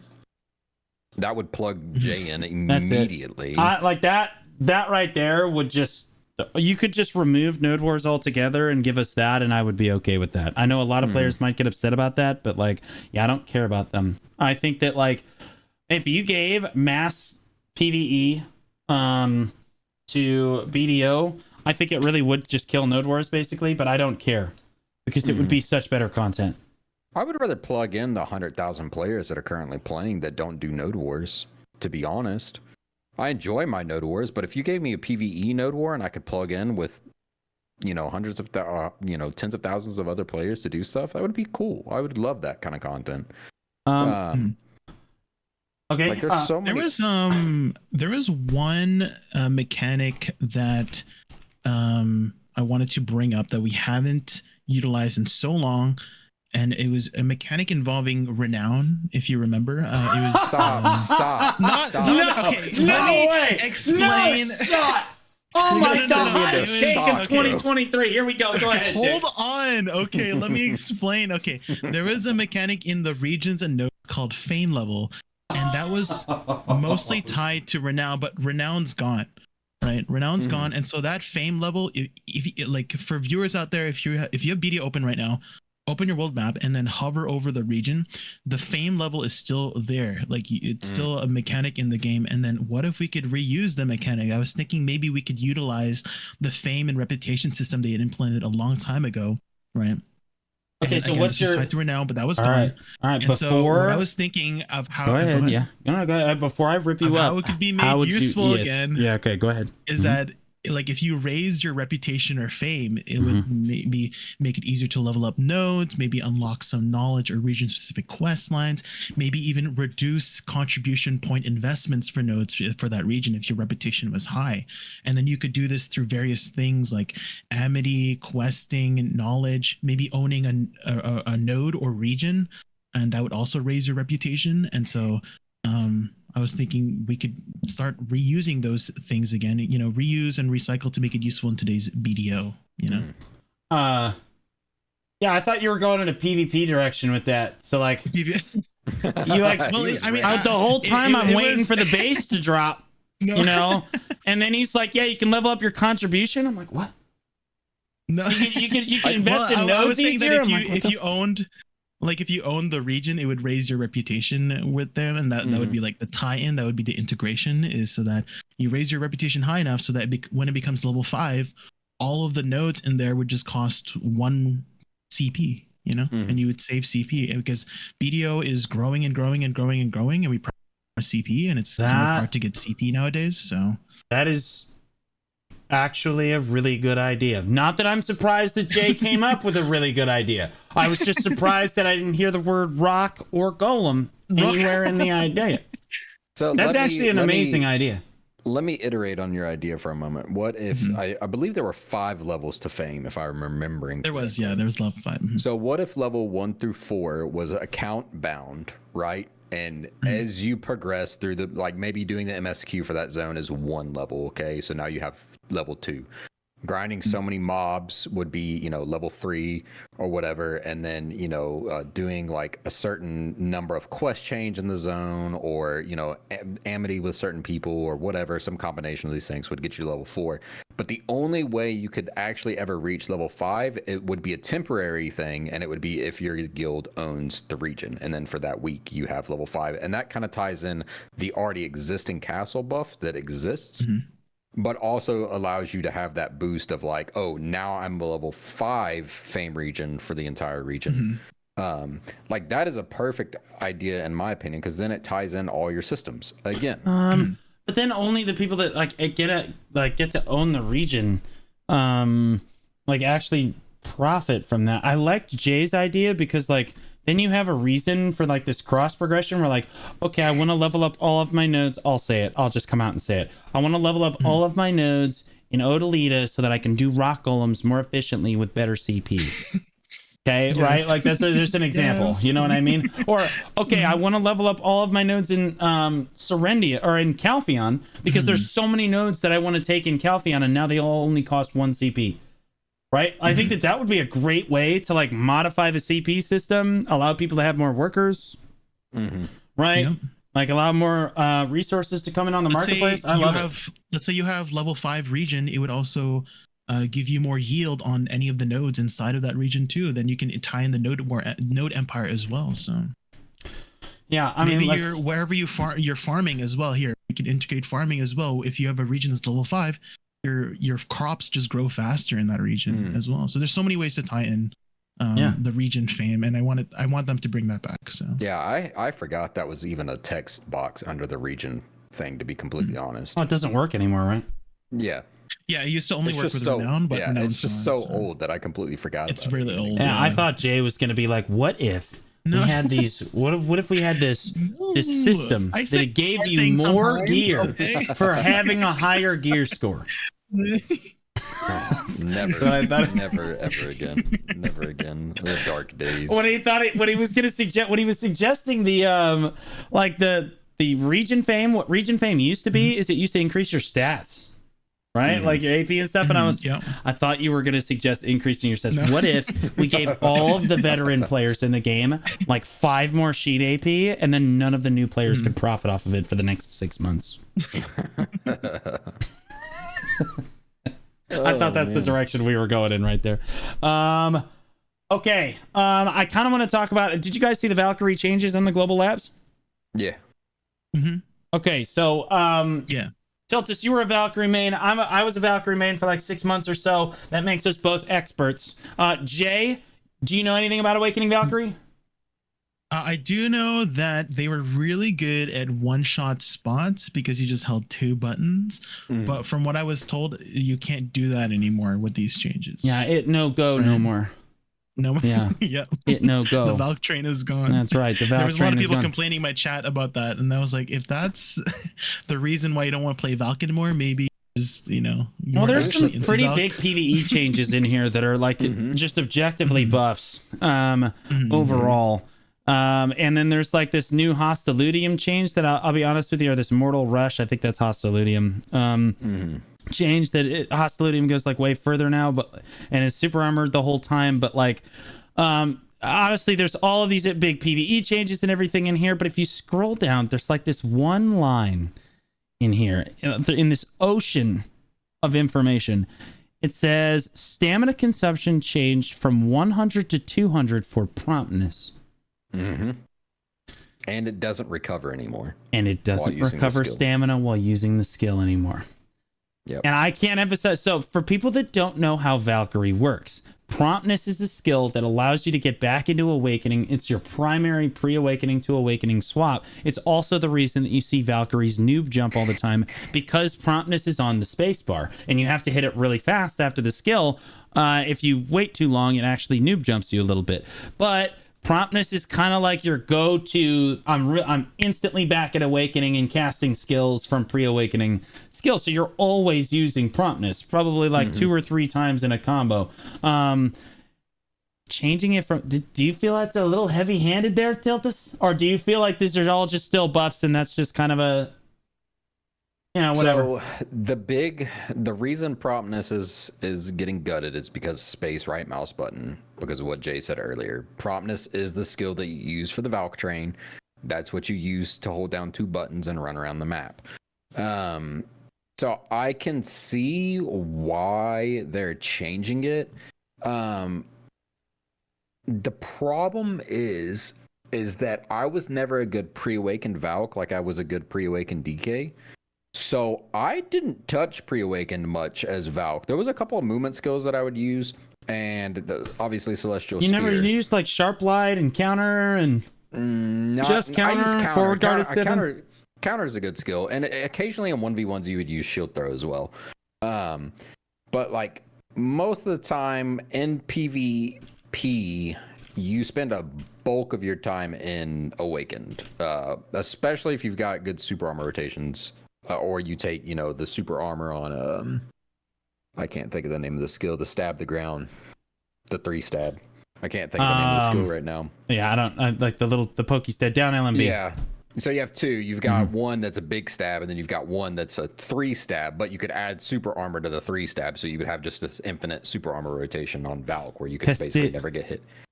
Pistachio. Whatever. Yeah, that one. Yeah. So I think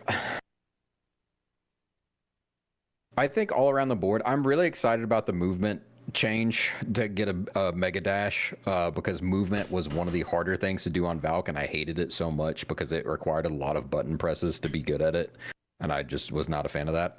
I understand why they're changing promptness. I feel like there was probably a better way to do it than just like gutting the skill. You do use it literally all the time. I mean, even if you do the little iframe wiggle on Valk, you use promptness. So it's a pretty big change. It's going to change the way I think Valk plays entirely just by making it not regenerate stamina while casting it. Because you can't do the iframe wiggle anymore, which 9 out of 10 times will get you knocked out of a skill, but the one time that you use the iframe wiggle and you dodge a CC, you feel like a god. I'm more concerned that you're just dead. I think that because you have to use promptness so frequently in your kit, that like it actually harms Valkyries that know how to play Valkyrie. Yeah, they wanted to get rid of the okay, we're just gonna turbo run around and hold like forward RMB or whatever the forward spacebar or whatever it was, and just run around centaurs forever. Like there were so many better ways to do that without potentially fundamentally ruining like the class as a whole. The promptness change is kind of scary to me. The rest of the changes are pretty good in PvE and everything, but like as far as PvP goes and like the overall movement capabilities of the class, I think they kind of just tanked it. They gave Hosty like a lot more movement, but like that's it. That's a one-way trip. Yeah. Right? Like you're not coming back out of there. Yeah, honestly, the iframe wiggle's the thing that bothers me the most out of all that. I don't know if you ever use it. It was left or right, left mouse button, followed immediately by a spacebar. And you could do a little iframe wiggle because you have like a quarter-second iframe on your left or right left mouse button. So it was really fun to do, especially if you're like standing idle or like waiting to engage or something like that. A lot of times what you would do is you could hosty, iframe wiggle, and promptness and get a little bit extra movement and then cast your combo. It was a really good pre-engage tool. And it didn't cost stamina, so you could spam it a lot, especially if you want to reposition around a fight quickly too, because it is a left movement or right. I always do left. If you ever fight me in a 1v1, just know I always go to my left. I can't hit the D key and do it at the same time. My brain doesn't compute. So the promptness change is huge. I really like all the other changes that they added.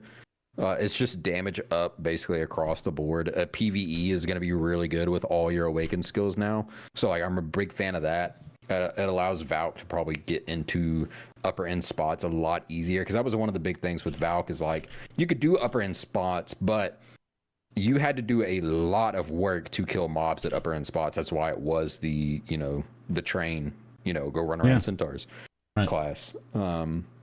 So I like all the other changes. My favorite change is the Wave of Light. Beautiful. Wait, what is that? What is Wave of that? To be clear, Wave of Light is the big vacuum. What are they giving the vacuum? So the vacuum is now an instacast. It no longer charges. Oh, good. Yeah. Because there's nothing. Here's the problem with Wave of Light, and this was the biggest problem. This is one of the biggest problems I had, and this is one of the reasons I stopped playing Valk. The startup of Wave of Light for about the first half second that you cast it is unprotected, which is fine sometimes, but like when you're ready to drop your BSR and you're ready to do a big combo and you get hit by a stray archer arrow that come out of left field from somebody you couldn't even see on your screen, there's nothing more like disheartening than being like, I'm gonna go in, I used all this movement, I'm in the correct location, I'm ready to do it, and you go to lift your spear up in the air and you immediately get knocked down and you're like, well, never mind now. Brutal. Brutal. Yeah.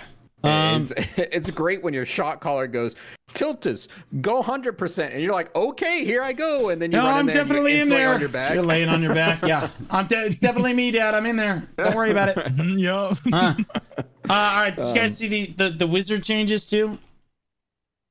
I didn't look through the wizard changes because staff classes do not interest me. So okay, so Jay, you saw them, right? Hi. Yes. All right, Jay, what do you feel about the wizard changes? They look good. They look great. I think they addressed a lot of the issues they had, especially with the multiple magic arrows. Getting all of it has 2 hits now. So before, like when you were chaining multiple arrows, you only really used the lightning one because the lightning one added 2 hits. And so if you were casting all the other ones, they weren't really doing that much as the lightning one. But now all of them have 2 hits, like the flame, ice, earth one, and yeah, I think it adds a lot of damage. I'm not too sure how like the wizard one is going to be going, because the wizard doesn't have the multiple magic arrow one, right? Because it has like this cooldown reduction. I've never really played with wizard, so I don't know how impactful the cooldown reduction mechanic is for wizard. But definitely the multiple magic arrow mechanic has been the reason why most people who play Succession Caster, it's Succession Witch, for at least for PvE, because of the a limited sustained DPS you have. And so if you ever get a Succession Witch in like Olin's Valley with the shy there it buffs, is. Yeah. it's crazy. Like the amount of single target DPS you have, it's amazing. And then they're just buffing all of it. Like she was already doing really well. Like I grinded with a Succession Witch in Olin's Valley, and she did crazy amounts of damage when they know how to press their fingers correctly, because it's extremely high APM. The amount of high AP. If you thought Succession Witch with just speed spell was high APM, imagine it with shy buffs. It's like it breaks your fingers. What if the 1 hour that I grinded with my Succession caster, they couldn't grind the next hour because their fingers were tired. Yeah, so But they what did a lot if, of damage. and hear me out, you could do the same amount of damage with a 10th of the APM requirement. Oh wait, you already can in Awakening. Why do we care? Why do we even care about Succession's PvE? It doesn't matter. It's irrelevant. Not like it's too high APM. Nobody grinds in Succession. Yeah, I think most people grind in Awakening because of the comfortable APM. But hey, for those who and want it's just better. Well, now with these changes, they buffed a lot of things. They did buff a lot of things, but Awakening is still better because Fisher Wave is so loaded. It's so good. Actually, it's just so loaded. It's baked. They shoved 3 spells into it, right? Yeah. Like that shit is a loaded baked potato. Yeah. Like you could eat it and then have to go to the hospital. I mean, I've seen good numbers from both. I've seen really good numbers from both, especially at like places like Ash Forest. Like I've seen somebody do like 5K with a Succession Witch before these buffs, and so I would imagine, like I can't imagine what they 5K where. These buffs. And so Ash Forest, blue, no loot scroll. Sorry, not no loot scroll, no Agris. And so I don't know, like that. I'm pretty sure Awakening can clear that. Maybe just barely. Can probably just clear that. And again, you're a third of the APM and overall sweat requirement. That's the problem with Suck versus Awakening in general. It's just not. Well, it's 2 different play styles, so it's kind of like whatever you prefer, right? Maybe some people prefer the high, proactive gameplay, and that keeps them awake. And some people fall asleep on the low APM, right? It's just whatever you prefer. Right? That's how I. So it just makes the class look appealing to ninjas, is what I heard. Yeah, it's Booba. Although if ninjas were gonna play a female class, they would play Kuno. Maybe, but they don't, because the game is sexist, and the male version of every class is literally objectively better than the female version. Striker, Mystic, Wizard, Witch, Musa, Mewa. What else am I forgetting? There's got to be more. Warrior, Valkyrie. I guess Valkyrie you could say is better in large scale PvP. But in a 1v1 situation, the warrior is kind of just pooping on them, right? Okay, all right. Wizard changes are actually kind of super giga OP. I think that makes, I don't know what that is about. It's like they changed Succession Zerker last patch, and they were like, okay, time for Wizard. Like, I don't understand why we're buffing some of the better classes in the game at this stuff, because it's not just PvE changes for Wizard. These are pretty substantial PvP buffs as well. So like I'm not really sure the direction that they're really trying to go in with that. Like I don't really think where are you looking for the Wizard changes? Wizard changes on the global labs. There's like the Focus Meteor, for example, is getting like a very, very substantial. So that's for both Succession casters, if you weren't aware. It's for both Witch and Wizard. Yeah, I get that, but everybody plays Wizard because it's better. Wizard is lower APM and requires and nukes harder. So everybody plays the Wizard instead. So like I thought they were the same, but they just have a different passive, no? No. So Wizard, okay, so Succession Witch has the MMA passive, right? And then you have a slightly bigger magical evasion, although your magical evasion is unprotected. Wizard has the cooldown reduction passive, which means that every time you cast a skill, the other skills of that element get cooldown reduction. So you are rewarded for just spamming your big bomb skills, and then you can spam your big bomb skills even more frequently. So although the Witch feels like a minigun, the Wizard is just a minigun cannon. It's just a cannon minigun. It just shoots cannonballs. So like, and it's easier to play. The Witch requires much more APM than the Wizard does. Also finesse. True. You know, it requires finesse and stuff too. Yeah, it's definitely better in PvE, but again, nobody plays Suck Witch in PvE. That's a joke. That, like, well, I've seen some people you've play. You've seen one. Was it Belly? Is it Belly specifically? It was Dom. Do you know Dom Fang? Dom Fang. Yeah, no, he's And No. he's messed up in the head too. Like I Oh. don't know why people grind on Succession Witch. There's maybe 2 or 3 in the whole community that I am aware of. I guess so. Yeah. I don't like. Every once in a while, somebody will roll up on me playing Succession Witch for the 10 minutes that I thought it was going to be a good idea before I switch back to Awakening. I'm like, never mind. This is just way too much work. Okay, so there's bartering changes now as well. Okay? Oh my god, this So is I know your that domain. I know that all of that stuff that we talked about before in the Node Wars was more of a Jaycun thing, but now we're on my stuff, which is the bartering changes. So now I get to talk again. It's your time to shine, yo. So some of the they're adding new T1 barter mats. Nobody cares. And then, but the really big change here that I see is that they're actually decreasing the weight of T1 barter mats. Yeah. To 100 pounds. 100, yup. That's pretty disgusting. That makes getting your Carrick like so much So easier. much faster. Oh my gosh. Like you don't just go overweight every single time you click the little barter button. Yep. Like Yeah. this is such Heaven a forbid big you hit all on the barter button, and dude, then it's you're like, over. It's over. Especially if Yeah. you don't have a Carrick yet, because you have to Yep. start off as a with the That's the whole was point. it Caravel? Yeah. Caravel, Yeah. yeah. Or Yeah. even worse, the sailboat. Yeah. Right. I know. There's some people in chat saying my balance is happy. Yeah, that's because you're in the same My league as the balance is sailboat. Yeah. That's Oh, the same no. IQ league It's a as cool the skin sailboat. though, you know.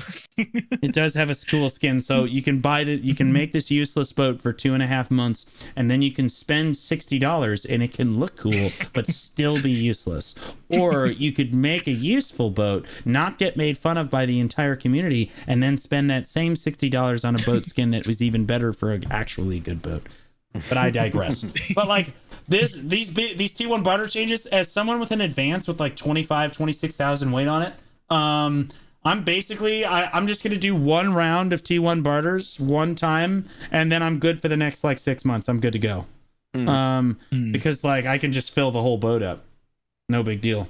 But like it really is substantial for people that are just getting into bartering for the first time. Hashtag boat guide. I did just make a brand new ocean and boats Do you guide think for they everybody. should reduce the weight for the other levels or keep them at there? Because I feel like it could reduce maybe. Oh I don't God, know, like half. no, you can't do No? that. You don't- Oh my God, that would be. Oh my God, advanced users No. everywhere would literally lose their minds if you decreased the weight required for like T5 and Tier 4 trade goods. They would be like, why did we even bother?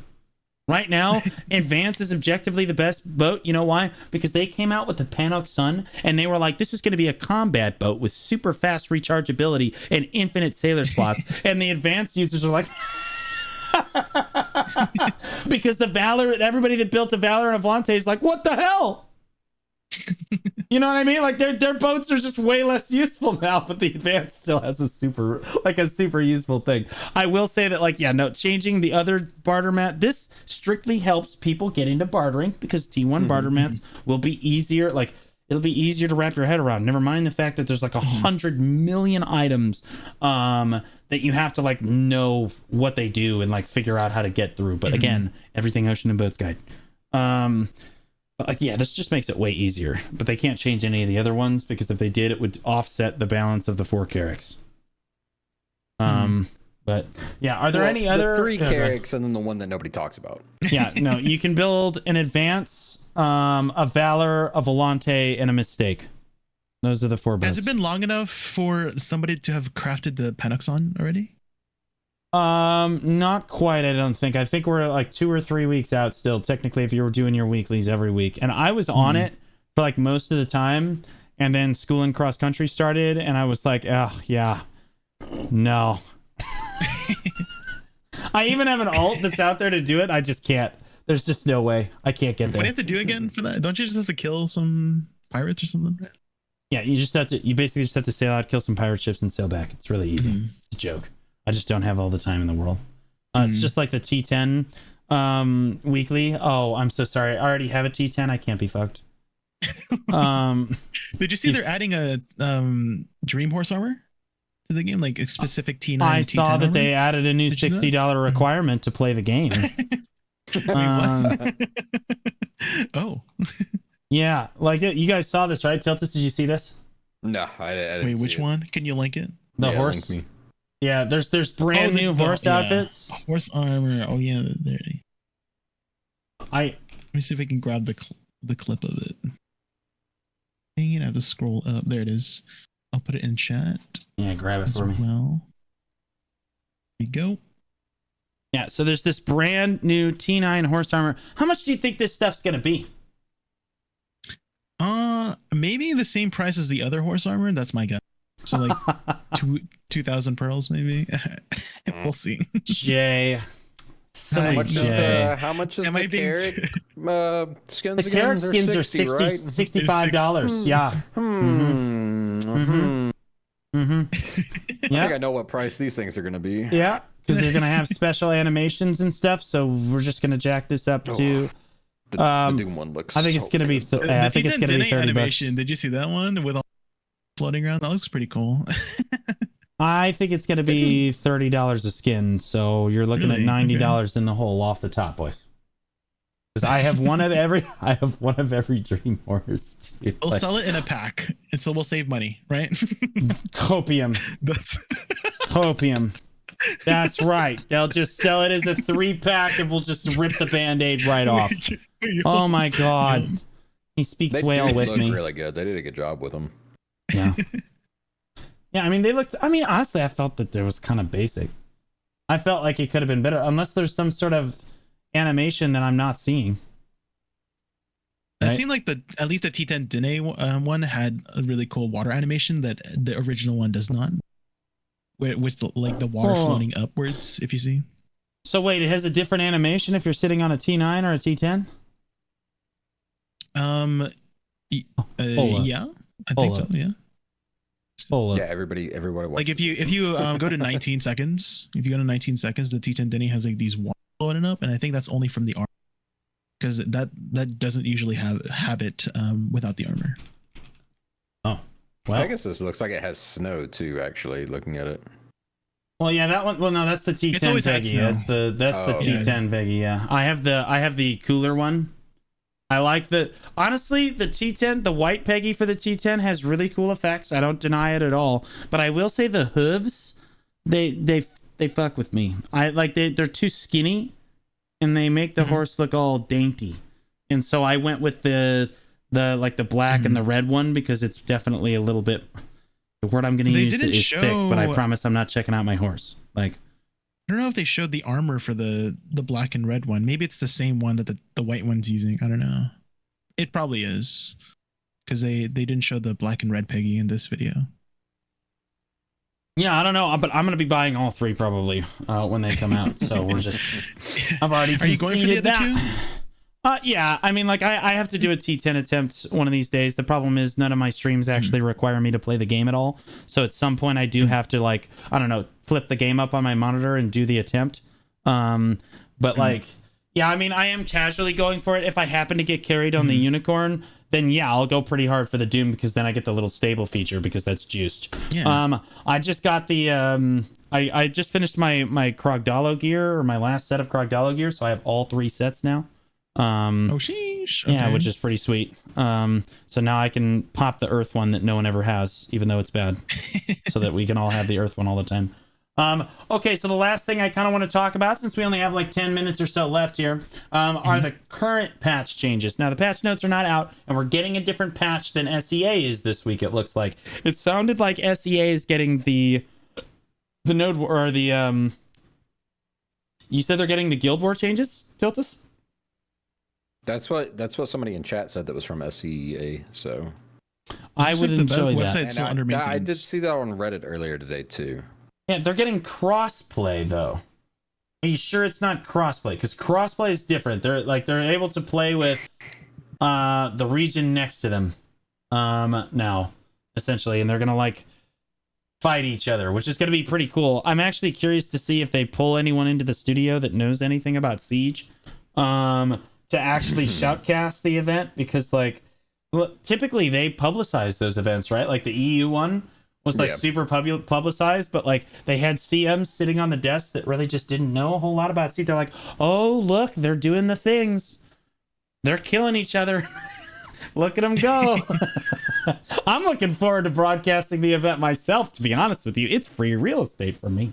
But like, yeah, no, that like they're getting the crossplay event that they promised.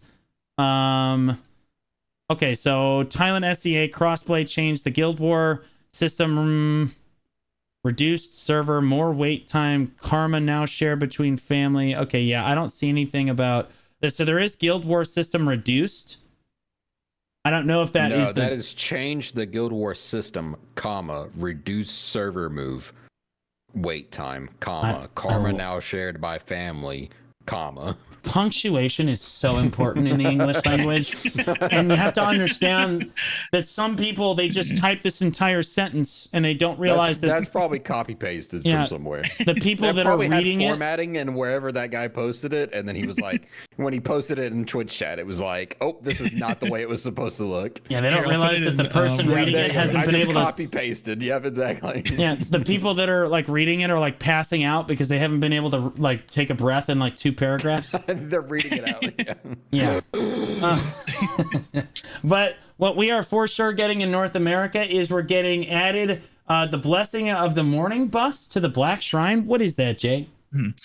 So when you defeat a Sun boss at C7, it gives a +1 AP to everybody in the server for 3 hours, and then it's +1 DP for the Moon boss, and then 20% drop rate for the Earth boss. So the Earth bosses are probably going to be the most popular to upkeep because you get 20% drop rate that goes over the cap as well. It goes over the 300% cap, so it's going to be really, really important to upkeep that buff. I might just keep an alt there because it's some of the C7 bosses are like a joke. Like I think Sanguine is one of the easier C7 and faster C7 bosses. People can bang that out in like 5 minutes. And you get an easy 3 hour 20% drop rate buff that goes over the 300% cap. So okay, people are saying that we're getting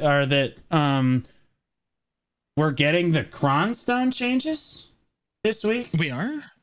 Oh God, please no. It's not, but I'm gonna be honest with you. I think that's a load of crap because like they would have told us this like CM Opie here when he announced what we were getting this week.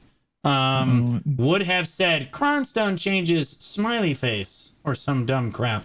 Like it would have made a bullet point. Like I know he would have put it there. Yeah, so people are saying that they put it on the BDO official, but I don't see anything on here except for the feedback, change the node war changes. Yeah, I don't see anything on here. We are getting added the Margoria pirate fleet, and I'm gonna be honest with you, that's sick. So although I have a sub 50 barter ult. My chat's saying that Taiwan is getting them next week, and that's been announced 9/13 for Taiwan at least, but nothing else for other servers confirmed yet. Okay, so Taiwan is getting it, but the other servers are not getting it. Well, Taiwan is a patch in confirmed. Yeah, no, they're getting it. I see it right here. Yeah.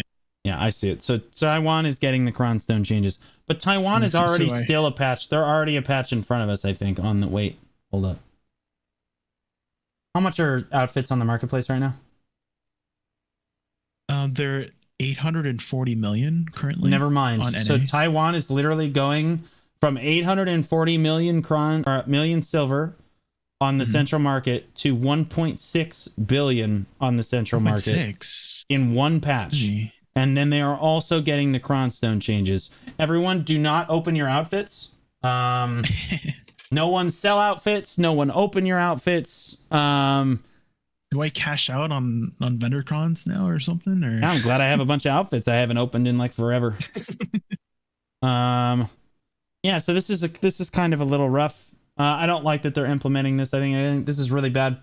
This is stupid developer changes 101. We're getting literally, so the Cronstone changes we've already talked about are just miserably bad, right? Like there's no case that can be made for that's dead. And then now we have the node war changes too.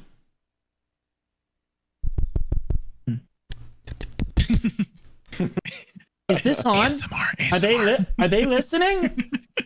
Jay, are you there? Hello, Jay. Not you, the other one. The other one. Oh God. Yeah. Like, what the hell is going on behind the developer desk, man? Yeah. So Taiwan getting this is really scary. I don't see Taiwan. I don't see the I don't see the guild the node war. I mean, not the node war changes. The guild war changes. The GVG changes. I don't see the deck changes, which people said that somebody got. I hope that we get those changes. I do not want to see Grindstone changes. Well, I don't want to see node war do you changes. see on Discord? On Discord, I posted the C patch note. SCA is getting the Node War system or the Guild War system change. Well, SEA is still under maintenance for me. Where are you getting that? This is the patch preview. Okay. Yeah. Capture preview, yeah. Change the Guild War system. Okay, so yeah, so SEA is getting the change, but I feel like we're not getting it because they would have told us. Because our pre-thing says, see. okay, so we're getting the We'll see, Margoria yeah. fleet. We'll see. We'll see. Don't doubt the CMs like that. CM Obi would never do us dirty like that. We're getting the Margoria pirate fleet. The Black Shrine my changes. guess is that they're gonna announce it this coming week, and then we'll get it the following week. Like they're just slow rolling the changes right now, which is interesting. They're feeling it out, you know. Added silver buffs to Ulakita and Land of the Morning Light. And then they also added an autocomplete feature to the central market search. Great. That is good. amazing. Hopefully it's good that enough. goes on mobile too, because I can't stand having to type in the whole thing on my phone. I Drives me don't have insane. time to use the mobile marketplace. I just don't have time in my day to get it out and Gotta like stay on mess top with of it. those cannonballs, man. Cannonballs. You've been playing cannonballs. I am the flex lead, okay? I'm Oh not my god. I'm not making my own cannonballs. I'll buy them from Oh, I'm somebody so else. sorry. I play main ball. I did, Can't and then it hear got you. really boring, and I was like, I need to do something else. You say boring. I say with a helmet on, it never gets boring. The proper Loosen the headwear. straps, Blue. Loosen No. the straps. I find that the low circulation helps with the pain. All right. Okay, so we have the autocomplete. The Margoria pirate fleet is actually pretty cool. For these changes because like, but the problem is now we all have sub 50 barterers, so it's like, yeah, whatever. Like I just don't care. Mm-hmm. Like I will might see how be- cool it is though. So it might be a good way to potentially get the null, because it is part of the loot table to get those moss covered maps from those fleets and from the extra, because they're also adding like the siren, you know, the siren with the blue hackaroos as well. I would love believe, to and see so- the siren, just to visually see what they did with that. If you catch my drift. Like, yo, Get it's my supposed to bonking be stick out. an alluring presence. That's what they said. It's supposed to be. I legit. Yeah, I'm We a have seen a visual preview of learner. it. I'm a visual We actually learner. have I want to see it. seen- Okay, let me see it. Yeah, we saw it a while ago. We talked about it. We pulled the image up. Yeah, let me but that was like let me forever go ago. grab it. I want it to be so eye-catching that I actually steer closer to the rocks to get a better look at it. You know what I mean? Like then I see. we call that immersion.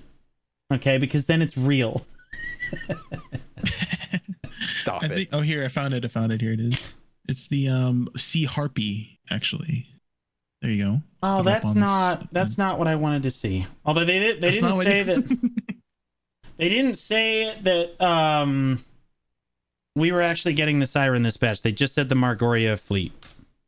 Oh, is it just the fleet? Oh, okay. I thought it just like it like bundled everything up, but I guess maybe it's just a fleet. I'm pretty sure it's just The the fleet was different. Yeah, the fleet was different. Yeah, like you're sailing around and you get this thing, and honestly, it opened up the idea of the Kraken, Mm-hmm. which would be super cool. But like on the advance with a sub 50 barter, you're like, I'm just trying to outsail these people, bro. I'm breathing heavy. Okay, anything else you guys want to mention here before we wrap things up? I know we talked a lot about the patch notes tonight, but like there's a lot going on, so. Yeah. I think we covered a lot. Scary. Yeah, no, it's scary time for times. PvPers. It's scary times if you like PvP and BDO, man. It is what it is. PvPers are normally doom and gloom. We're especially doom and gloom right now. I do PvEers not are get. chilling. What, dude? PvEers. You Jay's like, shut "Up, your mouth. up." I am literally gonna have them remove your stupid little Ulakita bridge. I'm gonna have them remove it. You understand? No. I want you to go I'll off just the fly edge. over it. Don't worry. I got a T10 Peggy. Don't worry. You're an idiot. God. Stop complaining. Okay. All right, that's gonna be right for the Old Moon podcast. Jay, why don't you give us your outro first? Okay, Tiltus, he's done. Jay-kun. I'm just kidding. Go I ahead. do a lot of endgame PvE content such as Olin's, Dungeons, and Net Ulukita. I'm always happy to answer questions about the game. You can find me over at twitch.tv/jkunvt, V before the T.